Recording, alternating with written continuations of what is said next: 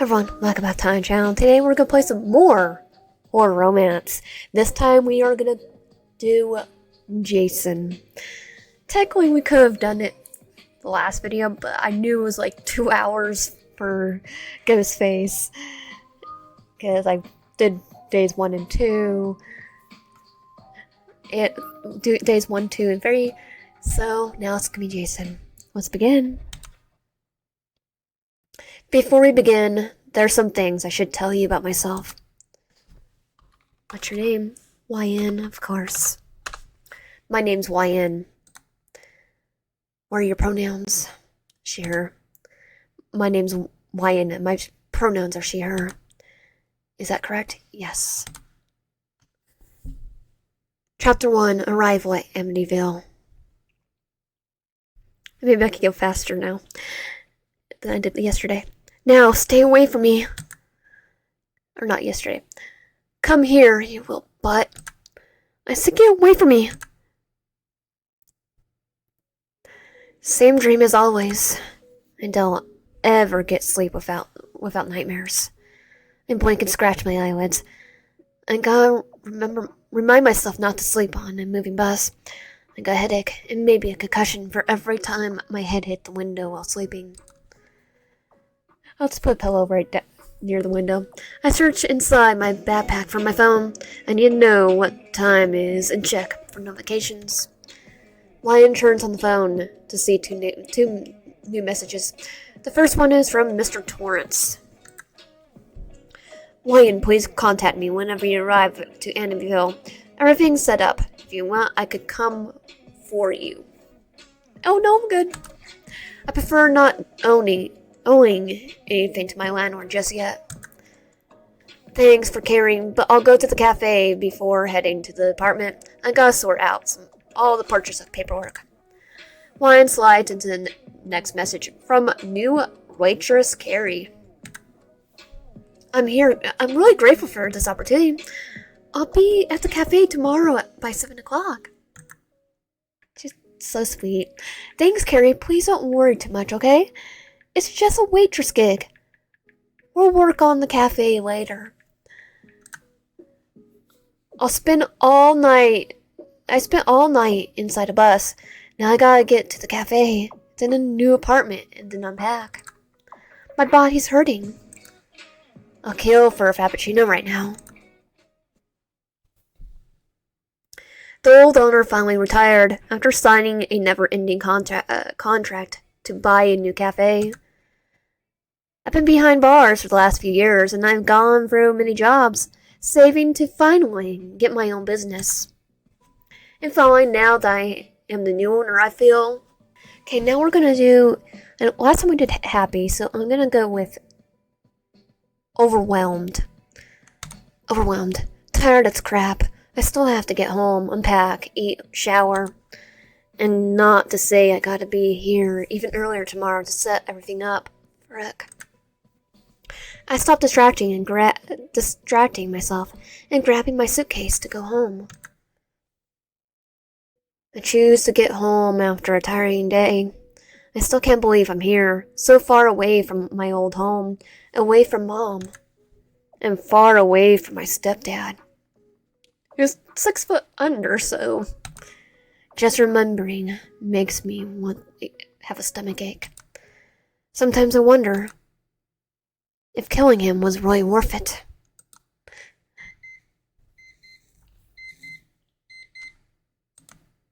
Crap, sun's barely rising and I gotta get up already. I get out of bed, questioning my life choices. After a bit, I get up and go to my small kitchen. I open up the fridge, just a few things I got last night to eat. I gotta do some actual grocery shopping. I take a few cheese slices and some butter and make a light breakfast to get to work. I quickly eat my food while dressing and rush into the door, shrieking when I find my landlord right in front of me. Good day to you, too. Just wanted to check on how my new tenant was doing. Creepy guy.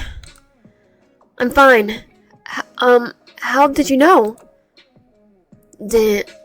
I just came to check up on you, and you opened the door before I knocked. Oh, yeah? I understand. Well, to be honest, I'm in a hurry. I got to set everything up for the cafe's reopening. The old cafe? You brought it? Well, that's a nice surprise. I'm glad you're into prayer. Does it have a new name? Yeah, it's... We are still gonna go with Final Girl. Yeah, it's Final Girl. That's a nice name. Well, maybe I'll pass through and take a coffee later. Good luck. Yeah, thanks. I'm off now, Mr. Schwartz. Gosh, I hope he doesn't. This guy gives me a chills. It's like, yeah, I know some of those things from Shining. He does give us more chills than anyone else. I finally step into the street. Before going to the cafe, I have to go to the supermarket and buy things I need. As I step away from the apartment building, I start to feel something odd. The feeling of being watched. Nevertheless, when I look to my sides in search of a person, I realize that there's no one in the street. Maybe my paranoia is back. This is Ghostface. I quickly walk down the street, uneasy. Thanks to the GPS, I get to the supermarket. I take everything I need: milk, almond milk, vanilla, cocoa, etc., and a treat for myself, a chocolate bar. I get out of the supermarket with my shopping items, realizing that the sun is slowly rising above the horizon. Thanks to being distracted, I didn't know someone is in front of me, and bump into what feels like a brick wall. When I look up, I see a really big guy using a weird, worn-out hockey mask. I feel shivers down my spine while seeing him. Jason! He doesn't say anything, just stares. After a bit, I realize he's not looking at me, but at the chocolate bar in my hand. Oh, I get it. He wants some. Okay, share the chocolate. If we don't, we'll get bad in. Sure, chocolate. And with my bags on the floor, I get up. With both of my hands, I break the chocolate bar into two. Here, sharing won't kill me. Definitely won't. The guy tilts his head, looking at the chocolate bar for a few seconds. He steps and proceeds to move his hands in a pause and gentle manner. I'm surprised when I notice he's mute. I quickly realize that what he's saying is sign language. I then move my hand to answer "You're welcome." One of the many things I learned in prison, thanks to my free time. Now that I'm glad I learned it in a way. Finally, I grab my things and leave the big guy behind. I get to the cafe and find someone at the doorstep. For her appearance, I knew she was my new waitress, Carrie. Oh, you must be YN. I'm sorry I got here too early. Should I come back later or? Don't worry, actually it's quite convenient. I have to set everything up, and cleaning was going to take a long time. Could you take care of that? Yeah, right away. Carrie quickly stepped inside, and I opened the door. I told her where the cleaning tools were. Why went behind the bar, setting the groceries up. I grind the coffee, put the cream inside the sleeve, and set up the cups in an accessible place. Because they're both short. I place all the pastries and desserts on the shelf next to the counter. And when I'm done, I was in front of the Pickable Cafe. Carrie even placed tablecloths on each table. Weird. Did we even have any of those? She just conjured them up. Wow, Carrie, what a quick worker. Thank you. I guess we can open up early. It was nothing. I'm a good cleaner. I'll change. Carrie went behind the bar and put on her apron. Meanwhile, I hang up the open sign. I had already put the advertisements in the newspaper alongside the coupon. I had advantage of the cafe being right in front of the park. I come back to the bar, approaching Carrie. While we wait, I want to explain to her how to use the special machine. Have you ever tried one of these? Like, I haven't either. Sorry, I haven't. I never had something like that. She almost had a heart attack when she had to say no. I just nodded. Easy, you don't have to worry about not knowing. It's okay, and everyone knows about this. Let me explain. I taught Carrie the basics about coffee, fill the water, put coffee on the pot filter, and show her how to level up the coffee. Then like it's a video game, then I put the filter back and finally start the machine. Voila, just like that. Whoa, I thought it would be harder. It's a machine. The machine won't be a problem. What will be hard is the service itself. Serving coffee can be easy, but it's got its tricks. Now memorize the menu and the ingredients. A client arrived, and I tell Carrie to bring them the coffee once it's done. I get closer to the bar, noticing dark-haired tall man. His most noteworthy feature being a metallic can. Welcome to Final Girl Cafe. What can I offer you? Look at that. The old crab hole is reopened, and with a hottie serving, too. Last owner looked like he got a stick up his butt. The man laughed. I didn't know if I should laugh or raise an eyebrow. I didn't get to know much. I only do coffee. That's all I'm expecting. Well, give me Americano with whiskey. We don't have that in our menu. Come on. You can't have good coffee without whiskey. Ain't no pushover. You don't have a good bottle in there. Okay, I'm still gonna be nice to him. The only person I'm not gonna be nice to is the Cern Blondie. Gave him a Americano with nothing added. I stare for a few seconds aside and look at both sides before gesturing for him to wait. He curiously looks at me while I take care of the Americano. When I'm done, I take a cup and go to the storage room. There I open a box with my stuff. One of my favorites.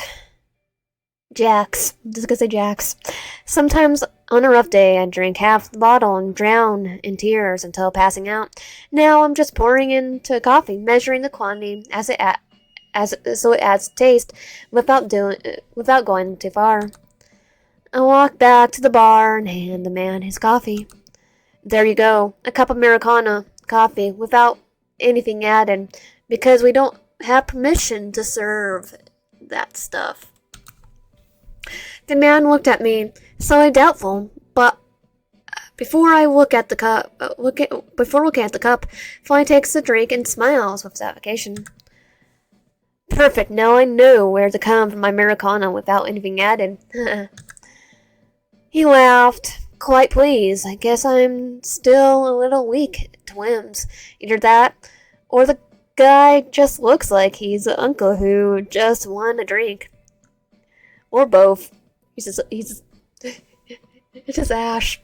We have to be nice to Ash. Here you go, dollface. You're paying your tip. He takes my hand and puts something in it besides a pay, closing it. It's for good luck, trust me. I won't want anything happening to my new favorite barista. This town's weird and quite dangerous, so watch your back. Never. He pats my hand and walks away with his cup of coffee, humming a tune. I look at the strange man as he walks away. My eyes redirect themselves to my still closed hand, doubtful. When I open it, I find the freakiest crap I've seen in years. It was a frickin' dried, severed finger. I was unable to tell if it was real or fake. Like I say, I swear it's still shaking his finger. I just use it as a weapon. I look out the door even though I know it's not. I look at the door without knowing what the heck all that was about. I hear Carrie approaching me, so I hurry, putting the finger in my pocket and the money on the register. Our first client! How much was it? I know some childish happiness coming from her and couldn't help but smile. An amazing $1.25. She noticed I was kidding and laughed surely. Good enough to retire, right? I laugh, realizing the joke's still ongoing. At this that moment, I notice an abrupt change in Carrie's attitude when the bell chimes once again. Before looking at the door, I look at Carrie's face. At first, she was surprised to see who entered. Then her face changed into discomfort. Oh no, it's her! It's who? I turn around and look at the door to see who it was. Well, I heard Carrie running away into the storage room. I just see a blonde young girl dressed in fancy branded clothing. She got quite an unfriendly face. Her nose was wrinkled, almost as she smelled something awful. Another stupid town cafe. Beg your pardon? I wanted foam-free chai latte, 5 decaffeinated shots, pumpkin essence, and no foam, 208 degrees Fahrenheit. I blink, not getting this kid's attitude. Immediately realize this is one of those rich, entitled kids. Great, my favorite kind of people to talk to. It's dangerous to serve coffee that hot. You could get burned. I'm sorry, are you deaf? I didn't ask for advice. I asked for a coffee. Don't question. Do your damn job. I take a deep breath and grit my teeth. Okay, we're gonna decline and ask her to leave. Because why not? Decline and ask her to leave. I'm sorry, but we don't have that on the menu. It's irresponsible to make coffee at that temperature. What? How can you not have chai latte? What kind of rundown cafe is this? We just opened, and we don't have pumpkin essence. I don't know when we could get it. What a tragedy. Actually, the pumpkin essence is right below the counter, unopened. I refuse to make her coffee. Life shows me that things are asked with life show me that things are asked with respect and education, and this rich girl's got none of them, especially education. She's just like being a butt. Okay, definitely not respect at me. You're doing it on purpose. Do you know who I am? I'm Channel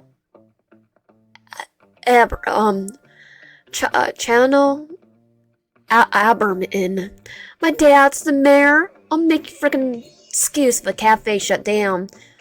You'll end up on the street. Oh, I record that. We'll tell your daddy about that. It's like, she'll regret that words. Then they can shut down my cafe. They can shut down my cafe for not having pumpkin essence? She pierces my soul with her eyes. She doesn't appreciate my tone at all. But I just smile. You think you're so smart, huh? And make it regret this. She turns around, almost hitting me with her blonde hair, and walks away. Her angered heels hit the floor with each step, make her presence known. Thank you for visiting. Come back soon. I'm so sorry, Challenge scares me to death. I hid in the storage room. Don't worry, I could see why. I saw everything. Well, almost everything. You're so brave. She says it with admiration. I shrug it off, not taking note of it. When you've been in prison and lived while I lived, it takes more than whimsy and tiled blondie to scare you. People can only intimidate you if you let them, Carrie. Now come on, we gotta organize some stuff back there. We didn't get any more customers, just a few. But at least Carrie and I had been lazy, and most of the storage room is fully organized now. I'm a bit tired. Yeah, it's been a busy first day. Now we just gotta take the tables back in and close. I asked Carrie to please turn the sign from open to closed. She does, and she comes back with me to arrange the chairs until she remembers she left her bag in the storage room, going back for it. When I think the first day's over, I hear a door opening and the bell chiming. Someone entered the cafe. That's just my luck. I'm so lucky. I got here just in time. A hot caramel macchiato with double vanilla. And don't get too small with the caramel. I raised my eyebrow looking at him, a short, red-headed boy with scars on his face. The town is sure full of interesting people. He looks kind of like a doll. He is. Or is that just my imagination? He leaned on the counter and is now waiting for me to move. He doesn't seem too embarrassed to arrive at the last second to buy coffee. Sorry, but we're closed already. Isn't he a bit too small to consume caffeine? Oh, my bad. Didn't see the sign. You gotta serve me anyway, though. Right? Client's always right. Give up and make his coffee. Can't throw him out or have a bad end with him laying over and trying to stab us in the middle of the night. Give up and make his coffee. I sigh and go to the bar. It's not that I think the client's always right, but after such a hard day, I don't want more trouble. Now I get why the last owner was so bitter. Making the caramel macchiato took less than I thought with the boy's indications. It looks like he isn't taking his eyes off me while I prepare the drink, like he's making sure it's just how he wants it. I place the coffee in front of him on the bar. His mouth changes into a big grin without looking away from me. His huge blue eyes pierce my soul. At least it seems like he likes what he sees, whatever it is he's saying. Oh, he's looking at us, probably. Here you go. The redhead takes the glass and sips. A few seconds later, he nods, pleased. I feel the sugar kicking in already. Ideal for a long night of killing. He laughs in a quite unique manner, winking at me and handing the exact amount of money. He continues drinking the coffee without moving at all, like he owns the place and time doesn't matter. Excuse me, we were closing, as I was saying. Oh yeah, right. I get the hint. Don't be so grumpy, or you'll grow wrinkles. I'd be ashamed to ruin such a pretty face. Without stabbing it. Well, he didn't get the paper glass hint. Wait, is this little guy flirting with me? Yeah, he is. I'm left speechless for a few seconds, which he uses to turn around and walk to the door without any worries. I found my bag. We can go. Why do you seem so tired all of a sudden? I scratch my eyelids. I probably look like crap, which is exactly how I feel at that moment. Forget, let's go. I walked back home after closing up the cafe with Carrie. The girl's really sweet, but I think she lacks courage. Do you blame her? She reminds me of myself when I was younger, maybe on the inside. I'm a bit jealous of her innocence. Although I'm distracted, my senses are still keen.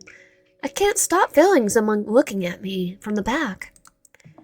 Is my paranoia back? No, it's not my imagination. I'm hearing footsteps. I don't want to go home with someone following me. They'll know where I live. I think Harry knows. And it can only get worse from there. Why is everything happening today? I can't stand it. I'm at my goddamn limit. Although my common sense tells me I should run away, I stop walking and look behind me. As I thought, there was no one there. But after hearing someone walking behind me, I'm certain I'm not alone. I already heard you, so come out of hiding already. Stop fooling around. There's a sudden movement from inside the shadows. A tall, slender silhouette gets closer, and I tense up. I really wanted to believe it was just my imagination, but... It's Ghostface. Wow, I didn't expect you to notice my presence. Most never do if I don't want to, you know? The silhouette gets closer to the light between us, which reveals a man in a dark leather jacket, a black pants, and a mask covering his face. Gotta admit, this is the first time it happens. But there's always a first time. Technically, just took my stocking for V card. It's like, yeah. It's not the first. What you tickle me. Not really. I stay quiet. I never had a bad day. I stay quiet. I already had a bad day. The challenge and that weird doll. Having a counter with a masked freak was only making it worse. I don't know what you want, but I'm not in the mood. Please leave me alone. I wish it was that easy. The masked man makes a vertical gesture, placing one hand on his chest and the other facing me. But sadly for you, catching me by surprise has caught my attention. So no, I won't leave you alone. My eye twitches. I definitely am about to lose my patience. This little sanity I have left and everything else. Although, I can leave you for a moment in exchange for one simple question. Yes. I sigh while pinching the bridge of my nose. I really wanted to go back home as soon as possible. So I better just play along. Alright, you win. Ask me whatever you want. Great. I'm glad you cooperate. Alright, the question is, what's your favorite scary movie? Takeaways, it's such a horror movie, but I have to say the actual line today. What's your favorite scary movie? Just that? This freak just wants to know my favorite horror movie? I think about it before answering, but the answer is easy. Well, we could also do what Tara's answer, but we have none in Saw.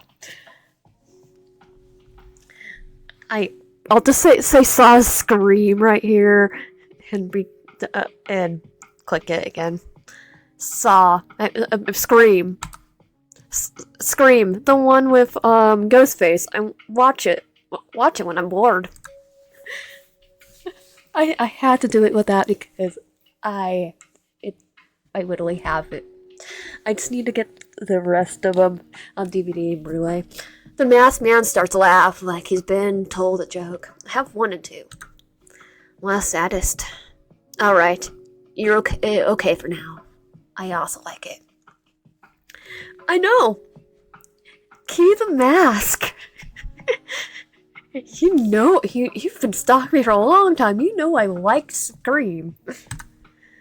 He says goodbye, still crackling. The last thing I saw before he turns around, it's him winking at me. Wait, how did a mask wink at me? Ricasa said scary movie. Stab. I pretend to forget about it.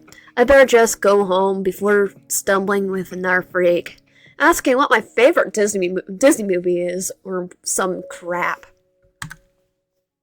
Great Mouse Detective. I keep on walking, trying not to think too much about what just happened. I'm so done with today. I just wanted to go home, refresh myself with a shower and sleep. I stop walking when I see a big figure obstructing the apartment building's door. The knees feeling returns. Please, no more freaks. They're all sweet. I like Ghostface. And I also had.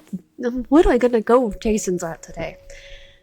Either way, when I realize he's smoking right beside my window, the doubts turn into anger. If I was already having a crap day, this was what truly was gonna make me snap. Seems like the man realized my expression changed. He stopped inhaling the smoke. Ask who he is. Hi, Michael. Who are you? Unlike Ghostface, you didn't know until. Technically, it might have been a mistake on when he was talking, and it said nothing right there. The stranger adjusts the mask he's wearing, the cigarette in his hand still lit. The message is clear. He doesn't want to talk. Rude. I should have just told him to stick a cigarette up his. Michael. Unexpectedly, he finally spoke. Remained silent, waiting to see if he keeps talking. But since he doesn't open his mouth, I'm in charge of carrying the conversation. Do you live around here? I moved in this morning. I moved it in yesterday morning, so I don't know many people. He takes his sweet time answering, but he does nevertheless. He raises his hand and points to his thumb to the building that I'm trying to get in. I live right here. Michael, I've been looking for you. A 30 blonde-haired girl opens the door and grabs him by the arm. It makes me realize how muscular the guy is. The girl looks up at me in surprise. Oh, sorry. Did my brother scare you? Not recently. Maybe as a kid. Well, at least there's one normal person in the family. Don't worry, we were chatting. Michael spoke to you? That's new. I don't want to cause a bad impression saying otherwise, so I just nod in response. May have stood out to him. You're new, right? We don't really get many new neighbors around here. Name's Lori, by the way. That's right. I got here this morning. My name's YN. It's a pleasure. Tech wasn't yesterday morning. Likewise, you're sweet. We're in a bit of a hurry. I'll see you later around here. Don't hesitate to ask if you're out salt, because I think we went to sleep. Her tone lets me know she just joking in a friendly way, so I laugh and wave them goodbye. I just ignore the fact that Lori practically had to drag Michael upstairs once we got inside. I won't ask why he's got a janitor suit or a mask. I'll just pretend it's totally normal. Have you noticed?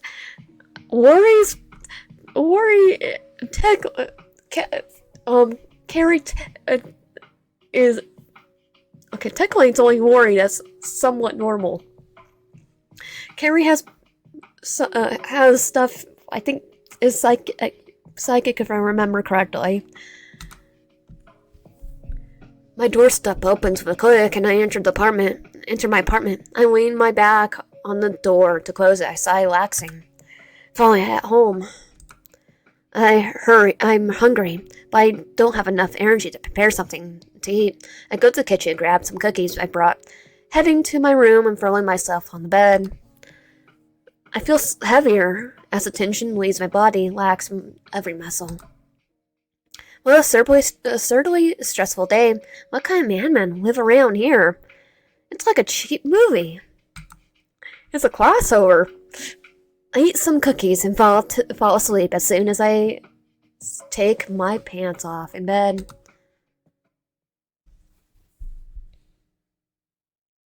I open my eyes, looking around startled. I don't recognize where I am, but it's cold. I hear a strange metallic sound from a place out of view. I get up from the ground, scanning my surroundings. I must be dreaming. I start walking around the place. I can feel the cold, rusted metal under my feet. This feels too real. I start to doubt if this is actually a dream. Maybe it's not a dream after all. I could hear a small girl humming in the distance. I could feel shivers down my spine, but I don't feel the fear I should. I search for the voice's origin, but I can't seem to find it. Instead, now I hear a deep, raspy laugh. The crackling feels closer. No, this is a dream. I know it is. I can't suddenly appear somewhere so horrifying. I can hear steps getting closer, and the scrapping of two metal objects growing closer. Defend myself. Get out my dream. I scream more angry than scared. I turn around to see where the noise was coming from. I managed to see a silhouette in the darkness. It was wearing a hat and a glove with a sharp blade at the end of each finger. He stops on his feet when hearing my voice. By the way his head tilted, he seems confused. What? It's Freddy Cougar. I managed to start myself up. Cold sweat running down my face. I look at the ceiling and let out a deep sigh. A groan leaves my mouth, and as I pinch the bridge of my nose. This day can't get any weirder. I try to sleep again, shifting positions.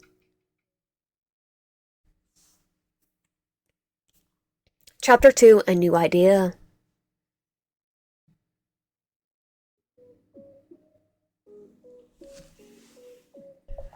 I wake up even more tired than yesterday. After the nightmare, sleeping had become a challenge, and anxiety turned sleeping into a whole effort. The sun was peeking through the horizon, but I didn't want to drag on the bedtime anymore. It wasn't doing anything for me either way. I get up to walk down into my little kitchen. I leave the coffee machine to do its thing while I make breakfast. I needed some sort of sound that dragged me away from my own thoughts for a while, so I take the remote and turn the TV on. Following the investigation into the growing drug trafficking in Annandale, the mayor announces that he's doing everything possible to locate and dismantle a drug trafficking ring. He finds his daughter doing it. Guaranteed that she would. I've never watched Scream Kings. She's just... I know she's the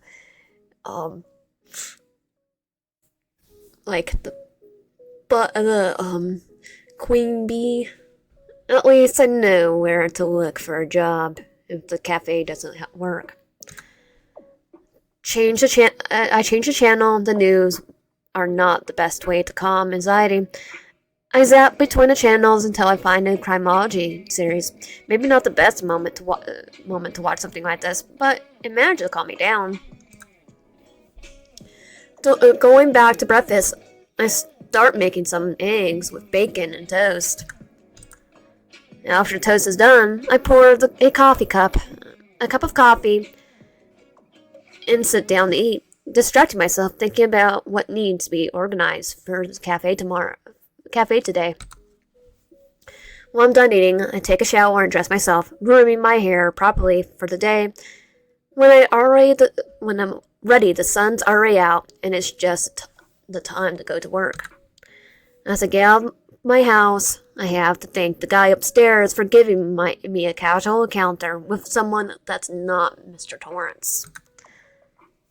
I managed to see my strange and energetic neighbor watering the plants in the building. He turns to look at me, and I see his penetrating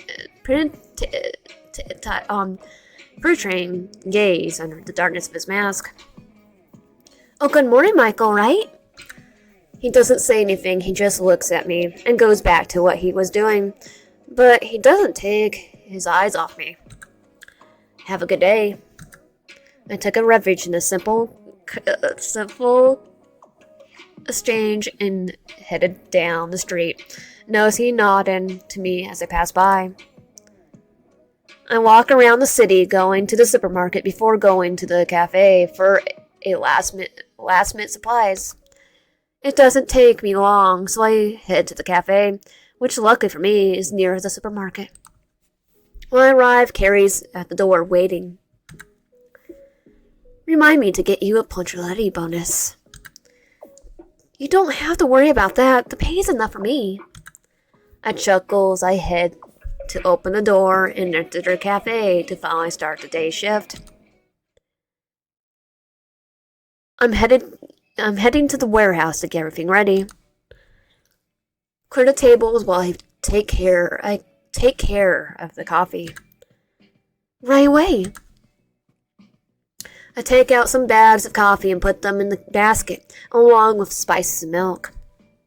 I go to the counter to turn on the coffee makers and the blender. I notice that everything's ready, and before I know it, Carrie has already finished with the tables. Already? Crap, you're more agile and faster than you look. It's one of the things I'm good at. By the way, you got more dark circles around your eyes. Did you sleep well? To be honest, I haven't slept well for years. But I'm still functional. That's what matters. I know what that's like. But I learned ways to sleep well, despite everything. I'll tell you whatever you want. Is it herbal tea? I answer a goodwill with a smile. Carrie feels like a breath of fresh air in my life. So sweet and genuine. Okay, you can tell me when we're closing. We're all set for now. Put up the sign so the customers can come in. Carrie's going to open the cafe and take care of everything behind the counter. Soon, some customers come for their coffee, and I start focusing on the simple task. Prepare, mix, heat, serve. It repeats in my head like a mantra, and then relaxes me for a while until a small figure surprises me. Today I came right on time. This is again. That's something, I guess. Welcome. What would you like? Same as yesterday, and quick, darling. You call me darling. Chucky. Chucky. You have another serial killer out there going, that's my name. I went outside and wanted to make a coffee like he asked for yesterday. A caramel matcha. I glimpsed at the amount of sugar is in it, and just decided to hand him the drink without saying anything else. Drink for Charlie? It's Chucky. Who the frick's called Chucky? What? Wait, I've never heard of Chucky Finster? Who the frick's called YN? He's Touche. He almost snatched the glass from my hand, but he didn't reach for it. I controlled myself from laughing and handed him the glass. He just took it, irritated. However, when he took a sip, all the annoyance seemed to leave his face. My favorite. You prepare it very well. You will make me come here more often. Oh, you know, we're going to hire you. Tipping his hand in cash, not flirtatious attempts. Your loss. No, you can be all four of us all the time in the world. I want all the time. Starting today, I watched a short stack drink his coffee and sit down in the armchair at the back. I saw and watched Carrie walk past him, confused. She's so baffled that she ends up approaching me again. Why is there a good guy doll drinking coffee? Why is there not? Wait, what now? Good guy. Very popular in the 90s. They recently released a new line, more technological, more technology, and bigger, you know, modernized. And more, stabby? Yeah, I know. I hadn't noticed until Carrie mentioned it. He's a freaking doll, indeed. I noticed his hands. He's also so inconspicuous because he's so well made. But he has small, youthful proportions. I was already wondering how he was holding the cup with his both hands. I mean, how does he hold the knife with both hands? That's the real question. Does it have disposable hands? And fingers. You know what? At this point, I don't want to know anything. Just ignore it. Okay? Don't worry. We stick him on people. I choose to ignore the doll. Maybe it's just someone playing with it. Or it's a really well-made costume. Something silly like that. I don't need to focus on that right now. I focus on work. I get an order for almond milk, but I quickly notice that it's already gone. I need to go find more in the warehouse. I don't think about it much, and after making sure Carrie's taking care of the rest of the customers, I head to the back. I go to the shelf to get the milk among the products. I try to reach up, but someone grabs it. Scared to death when I see a hand with sharp claws holding milk and offering it. Looking down, I see a horribly burned face, but with very striking features. It's Freddy. Why can't it be Jason doing it? I bump in fright, nose in the figure in front of me. Who are you? This place is for employees only. It's gonna be employees enough. Oh, so now you're scared? Hey, did you hear me, sir? Back off, or I'll call the police. I love to see you try that. Look at Dewey. I see him examining the milk. Lion, right? You don't seem like anything special, so why couldn't I kill you? Oh no, definitely not shook enough. What? Yeah, last night in the frickin' dream. You weren't scared at all. You even kicked me out of your nightmare. I process everything he tells me, but it doesn't seem impossible. My dream? Was this guy from my dream? Well, he has a similar silhouette. However, it didn't make sense. Yep, definitely went nuts now. Ended up grabbing a carton of milk from his hand and walked back to the door.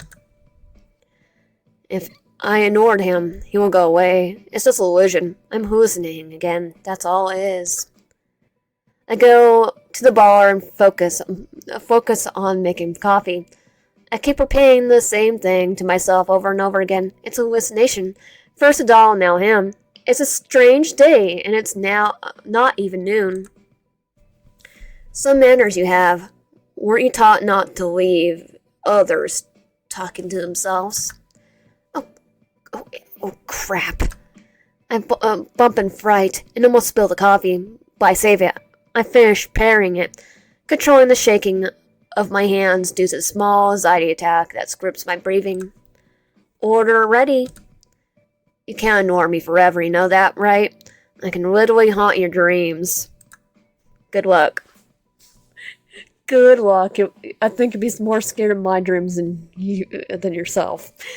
Won't be the first one, I assure you. He doesn't seem to be taking any better. He opens his mouth to answer me, but the customer who comes for his drink is the one who speaks to him. Can they see him too? Wow, your makeup's great. It looks so realistic. It's a great cosplay. Yeah, whatever. Get lost, moron. He looks like the one from the legend, the one about the dream guy. I mean, Freddy Krueger? Definitely not the triangle. Customers leave, chatting and treating. The customers leave, chatting and treat. But the man in front of me, if they can see him, he's not a fragment of my imagination. Is he real? Then I should stop ignoring him. Who are you? Freddy Krueger, known for the nightmares. But let's just say it didn't turn out too well. Oh, I thought the nightmares was off Bill Cipher. Like what? So you're like a dream entity? A sleep paralysis demon? I met a few of those. Something like that. I explained it to many times already, and it's annoying. Stick with that aspiration. Crap, this city's can't be any weirder. And if you want to kill me, why didn't you do it now? Don't you do it now?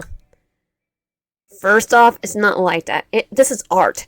You crap, my art. Second, I don't have that much strength and freedom in the earthly world, so I can't. Wait, can't get a knife and start. Everyone else can. But that's where the issue comes in. You were my victim last night, and I couldn't kill you. Why? What do you mean? You're the expert. I complained as I was trying to work while serving in that order. I saw some girls admiring Freddy's makeup.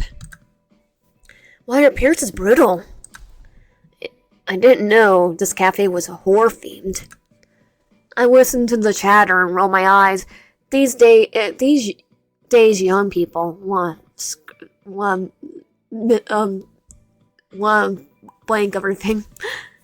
It's like, yeah. Do you blame them though? I continue to ignore Freddy and focus on serving the meals, but I know more orders starting to come in. But Freddy is gonna be our last one we do. More and more, everyone talks to and about Freddy. He starts to continue with the lie of the costume, explaining how he did it. What a showman he is. I notice more people joining in to listen to him, but a group also sits down with Chucky. Apparently he only jokes with insults and people laugh, amused. Do people like this? Well, the drone is a good draw.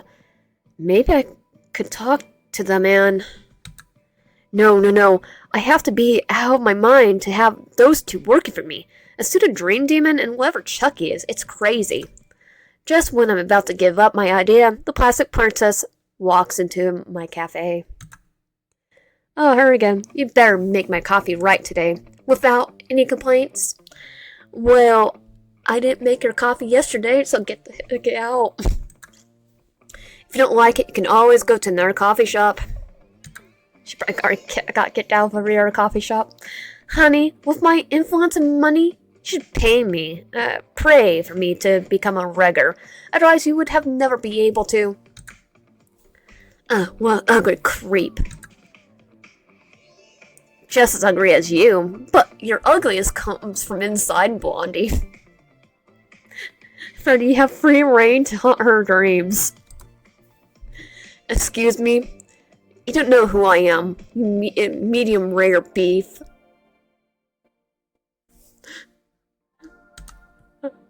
You don't know all the blank in the town. Just older ones, maybe. I know your mom. Okay. Oh yeah, it's like Freddy. You didn't just say that, and you. She points at me with her index finger wrapped in neon glove. If you don't kick this old creep out, I swear I'll never set foot here again. Hey Freddy, you could stay. She turns around and clicks her huge heels and gets a 4 as she walks away. Maybe having those two here is a perfect solution to all my problems. What a nightmare it must be to live in your skin. You put up with people like that on a daily basis. I make a coffee quickly and quietly to serve it to Freddy. Look, I don't really have an answer to the question you asked me earlier. I'm just trying to make a living, but maybe we can figure it out together. You want us to find out how I could kill you? It goes deeper than that. Just sit back and wait for me to flee up. I'll explain. Frey grabs a coffee cup and tried it. Gave a thumbs up and decided to go sit down. I'll give you a chance, but only because you make an excellent coffee. I let him go and got to work. The orders just kept coming. Even Carrie had to help me. Chucky and Freddy didn't leave. They seemed pleased with the attention scaring a few people. I took charge of collecting the money and making sure the coffees kept coming to the customers. By the time I realized it was already time to close. There was a nice twilight on the horizon. I closed the doors and took 2 pastries, served them both. Just warning you, if they're poison, you just adding more flavor. Rat poison doesn't work on me. Yeah, I already know. Pretty sure it doesn't work on him either. No, nothing like that. You brought customers in. It's a thank you gift. Oh, then I'll accept. I'd never say no to a free candy. Of course you won't. Freddy would be the one with the van. But he puts the cake in his mouth, savoring it. At least I know he likes my baking. I've been checking out how you've been around today. And the attention you draw to the cafe. Actually, I have a proposition for you. They both fixed their attention on me. I'm offering you a job. They both start to laugh out loud. I saw it roll in my eyes, but let them finish without moving from there. You want us to work for a salary in your miracle cafe? Oh, please, sweetheart. That's the stupidest thing I've heard in years. Yeah, but don't care about charity for the disabled, unlike the old old guy. I do have my body, and my body is in perfect working order. I Chucky, you're a doll. Wouldn't bet on that, Dolly. Just why did you come here with such a crazy idea? I never had so many customers before. Guess the dark appearance of the cafe and your presence made people think you were a part of the themed cafe. It's just that I'm adorable. They can't help but adore my pretty face. No, they liked your insults. They were looking at me when they came in. The point is, I need this. I don't care if you say no. It seems that you made your choice. Look, maybe I can help you. But tell me, why are you doing this? I already told you that I want to kill you. So why keep me by your side? Okay, discuss the amount of money. Money, that's all I want. Do you know how much crap I had to live through these past few years? And everything, I did something horrible. I ended up in prison. I bought a bankrupt cafe. I just want my well-being. I don't ask for anything else. I want economic stability. I want to be well. I don't want their well-paying job with a crappy boss. You know what? I don't give a damn if you want to help me or not. I'll do it without your weird butts running around my business. Last sigh, after laying out all the crap I was carrying on me. I noticed Carrie was surprised, and the other two were amused. Oh, well, I appreciate the honesty. I dig it. Totally got your point. But you think a cafe full of freaks will get you that? Yes. That's the plan. I don't know if working in a cafe is something I always dreamed of, but I still want to know about what happened last night. I'll stay and help you. Who knows? Maybe I'll have fun in the process. Guess some people are scared in their dreams. Don't know if it's a good sign, but I'm going to ignore it. What do you think? I watched Techie eating his muffin without paying it much attention. I'll pass. It sounds like a load of crap. I won't work for minimum wage. Actually, I was planning to pay you just for assaulting the customers. Now that's something completely different. I'm interested. Okay, now that's everything settled, you can go. I have several people in mind who can also work here. Come back tomorrow, and we can get started right away. See you tomorrow, sweetie. You might want to have more sweets and desserts when I get back. Both figures stood up and walked away, talking about something or arguing. I really didn't pay any more attention to them. Are you sure about this? They don't look very trustworthy. Oh, they're the most trustworthy people. Just turn around, there's a knife in your back. You afraid of them? No, not really. I have my ways of taking care of myself. What about you? Me too, Carrie. Don't worry about me. I'm sure of what I'm doing. Go home, rest, see you tomorrow. Carrie doesn't look convinced. However, she thinks for a few seconds and smiles, falling off and taking her things to leave. I, on her hand, go out, with the sun setting on the horizon.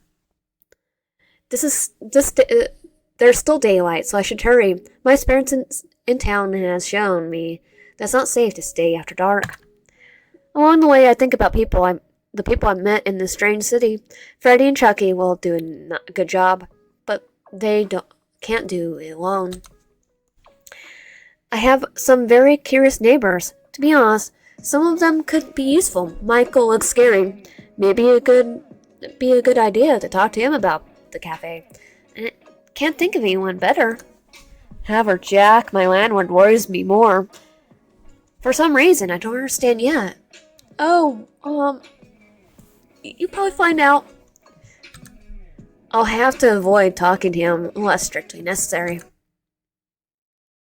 Night fell quickly. I entered the building and looked for Michael's apartment. I remember that his sister Lori told me where to look for her. I cleared my throat for courage and knock on the door with my knuckles. I wait for someone to come, and I hear heavy footsteps, and the door opens. Michael's enormous figure stands in front of me. His intimidating pose, with arms crossed. He seems to be waiting for me to say something. Oh, howdy, neighbor. I struggle to speak for a moment. His gaze buries into mine like knives. What a intimidating presence. I came here because, well, I'm looking for people with a special profile for my cafe. A striking profile. Crap, I don't even know what I'm saying. It didn't move an inch. Does this guy even breathe? Well, only if you're interested. I need a staff. Staff? Are you offering my brother a job? I'm starting to regret it. I think I'm annoying them. His sister has a similar presence to him. What an intimidating pair. It's just an idea. I don't want to be evasive. Are you kidding? That's great news. Do you know how hard it is for him to get a job? I mean, he killed the last one that wasn't Mr. Terrence. Michael is a great handyman. He'll help you with whatever you need. Just don't call a babysitter. I haven't said it yes yet. I'm amazed when I hear him speak. He does it so little that I forget he can do it. Are you serious? You gotta stop working for Mr. Terrence. How much is the pay? I tell him the details of the schedule, pay, and duties. Michael seems more interested now that he's informed. That sounds like a good idea. Come on, Michael. She'll pay you more than Mr. Terrence in 2 weeks. Fine. Okay, what does Mr. Terrence pay you? Because we're giving minimum wage. Does peanuts? Great. Oh, it's your first serious job. Amazing. Thank you so much, Ryan. Thank you. Come to this address tomorrow morning. I give the information to both of them and say goodbye. Michael was the first to go back to his house. I hope he's not in a bad mood tomorrow because of Lori's pressure. Lover, I can't waste any more time. I focus on the next one. I hope to find him there, so I head into town. I'm on my way to the supermarket. It's still relatively early, so there's many people around. I start looking around, but I don't see the guy from before. I walk a little further, but quickly notice the nearby houses across the street. There's a guy from before, the one who spoke sign language. I see him sitting alone reading something, so I approach him carefully. Hey. Great introduction. It seems like I'm drank something before speaking. I notice him look up and focus on me. Unlike Michael, he's just big, but not intimidating. Are you sure? Because he's the only one with the weapon. At least I don't feel like he's piercing my soul with his stare. I don't know if you remember me. I'm the person from last time. I shared my chocolate with you? He makes a gesture with his hands, gesturing until he forms the phrase, yes, of course, I remember you, in sign language. Thanks for the prison classes for saving me once again. Oh, excellent. I own the cafe 2 blocks from here. I'm looking for people to work with. I think you're pretty interesting, and your appearance fits what we're looking for. It's a horror-themed cafe, so to speak. And we're getting all slashers. He looks at himself. He seems a little confused. No, I don't mean any harm. It's a good thing. I need people like you. Do you have any skills? He gestures again. I'm good at making coffee. What a curious coincidence. He doesn't seem offended. In fact, I think he might be interested, so I continue explaining. Well, I didn't expect that. But it's a nice surprise. Look, this is job information. Come tomorrow as a trial day. He glances at the paper, then back at me. He moves his hands. I'll talk to Mom about it. Okay, I'll take that as maybe. What's your name? He signs again. I'm Jason Voorhees. Jason, okay. Well, I hope we'll see you tomorrow at the cafe. You're more than welcome. I said goodbye to the big guy. He looks a bit surprised. He kept looking at the paper, then at me. I have only one person left, and I don't know where he could be. Maybe in the last place I saw him. He's probably at the alley. That reminds me clearly of the way I met him. Okay, maybe it's not a good idea to do that. The guy cornered me with weird questions. What's your favorite scary movie? But it's not like I have any other options, so I head back home with the intent of stopping by that place. I seem to have surrounded him. I seem to have summoned him by thinking about it because I quickly find him leaning against the poster on the wall. I almost passed by him in a last-minute change of mind. Oh, great. Leaving so soon? What is it? What is it today? My favorite horror series? Which one is it? I liked The Mist. Okay, I liked Supernatural. That's a horror. Technically, it was supposed to be horror. Stephen King classic. But no, I saw if your favorite books, book series, I'll go Arnstein's. But no, I saw what you were doing. It's kind of dangerous to have so many lunatics in one place, you know.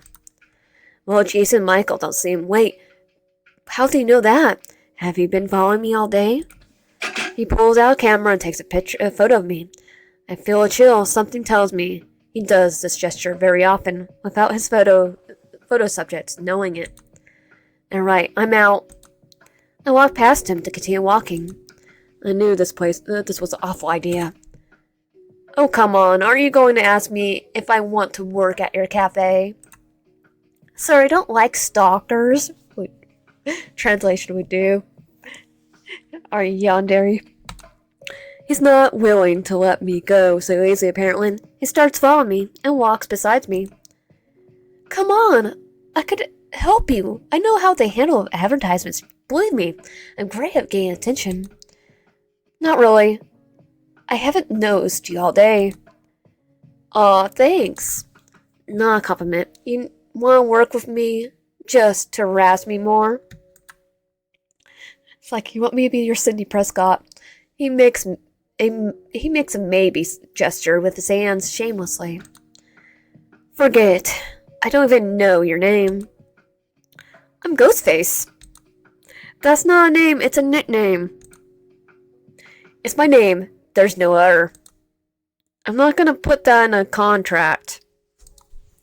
Oh, is that what you need? Well, call me Billy. Billy. Yeah, you just combined Billy and Stu's names. He's just a Scream fan. Is that your real name or a fake one? Look, I'll be honest with you, it's not. But I'm serious when I say that my name is really Ghostface. Listen carefully. Do you want to work for me? Well, you're not gonna harass me anymore. I need someone focused on the job, not sussing over random people they just met. He crosses his arms, looking from side to side. For a few minutes, he seems to think seriously about it. Finally, he reaches out his hand to seal the deal. Deal. I glance at him briefly, debating whether to accept it or not. But it's true. I really need someone in charge of social media. If he knows, I'm out of options.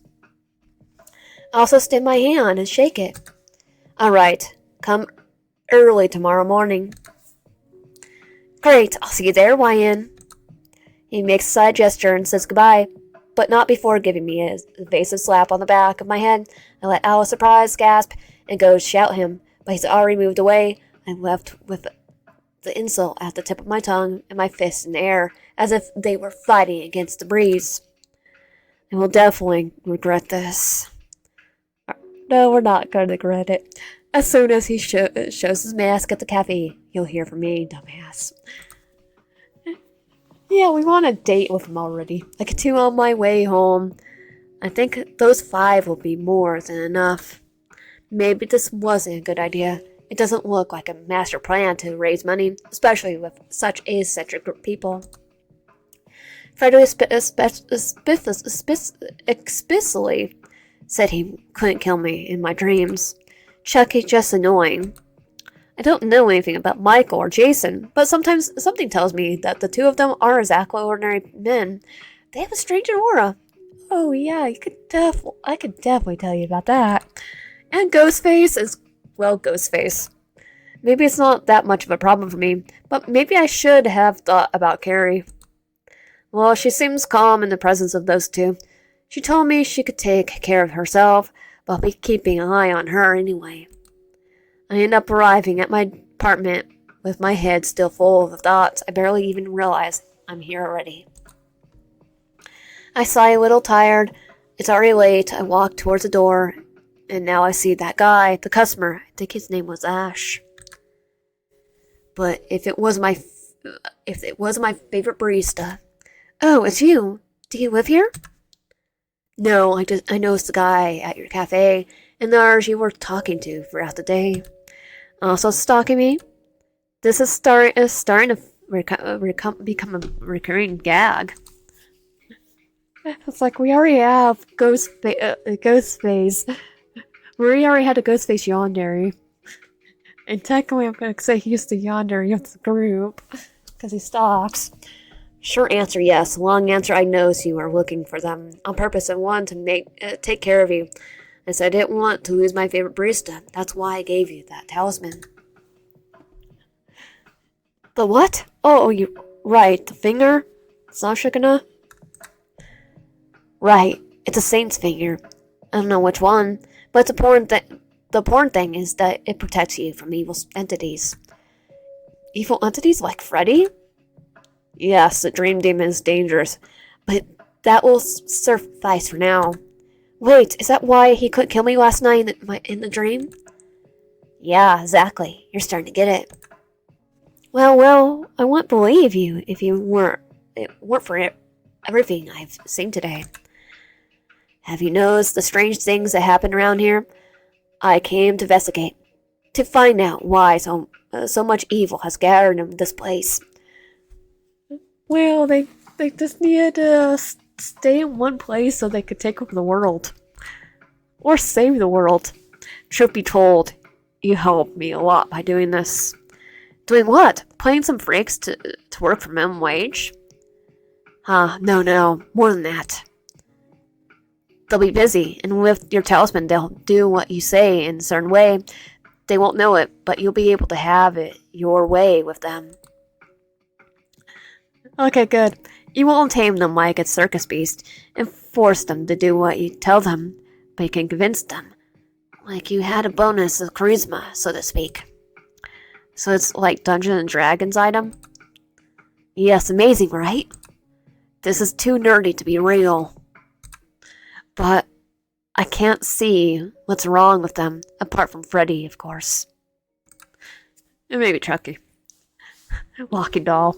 Oh, you don't know it, but they're all human beings. At least all of them except for your neighbor. He was only a vessel for one. And most important, they're all murderers to greater or lesser extent. Okay, I think he might actually be talking about Jason. It's not Michael, because Michael is technically our neighbor. He's living in our apartment.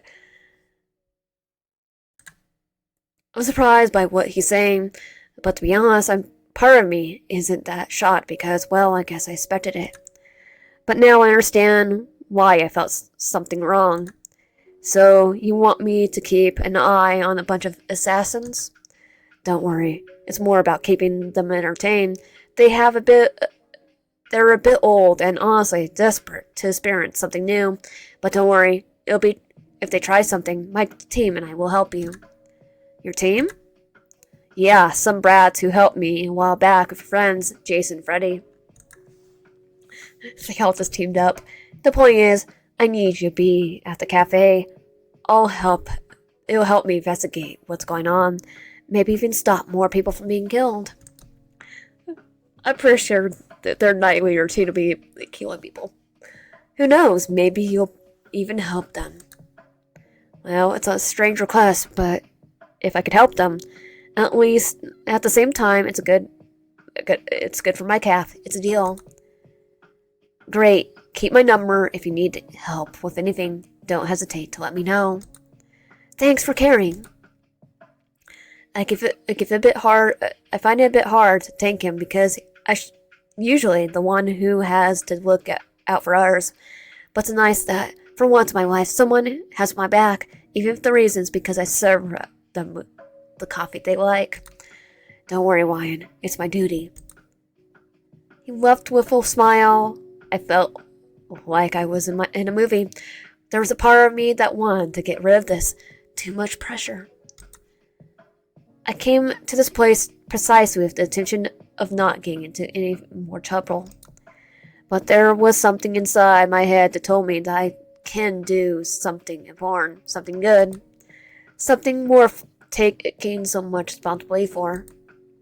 And outside, I feel exhaustion all of a sudden, so I go up to my apartment to finally sleep. It's been such a weird day. Chapter 3, First Day of Work.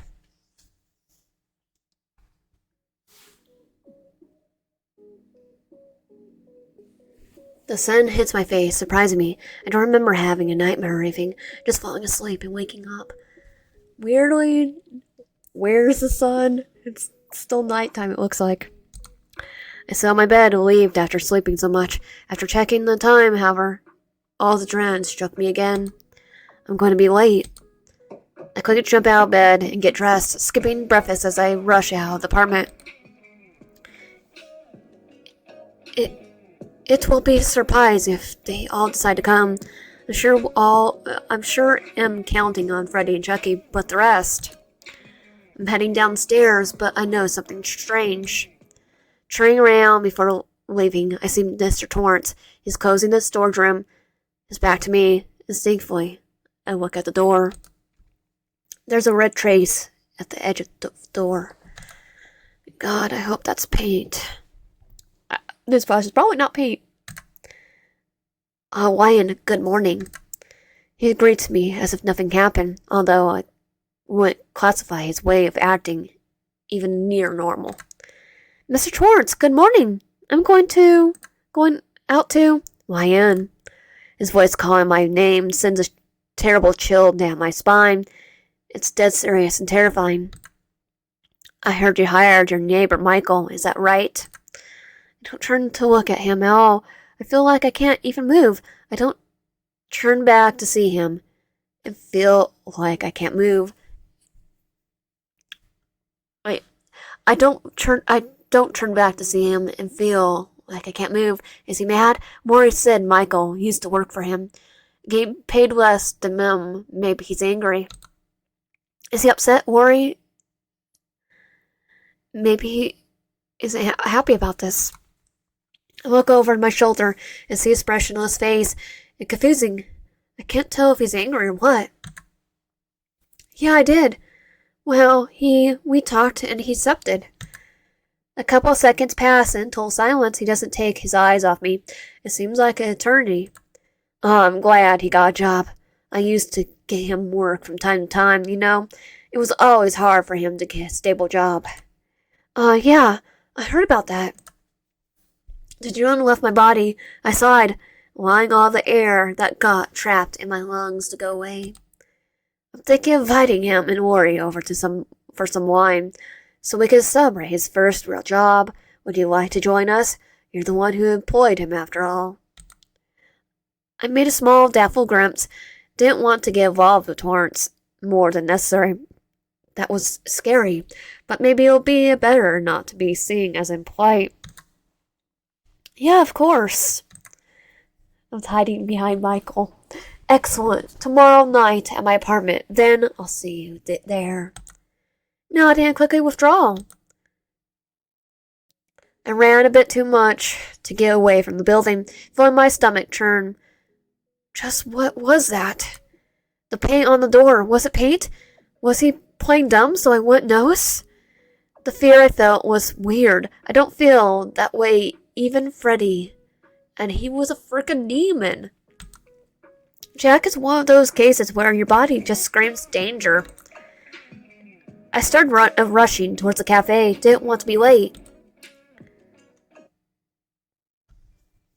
I haven't flipped the open sign yet, but I can't just stand around doing nothing, so I start looking taking out the products we'll use today. I also handled yesterday's accounting and a couple of things I neglected because I was busy chatting so much. I still have 5 papers to organize and several invoices. Damn bureaucracy. I would be happier if I only had served coffee. Hear the sound of the interest bell. I look up to tell whoever entered the cafe it was open yet. But when I see the enormous silhouette of Jason, he waves his hand, greeting me in sign language again. Good morning, Lion. I finally convinced my mom to let me work here. It took all night. That's great. I knew I could count on you. Apparently he likes being told he's this kind of thing. I could see him happy about being seen as reliable. So adorable. He starts talking again. But Mama wants to know how I'm doing, so she'll show up from time to time. Hey, we get to see Pamela. Maybe chapter 5?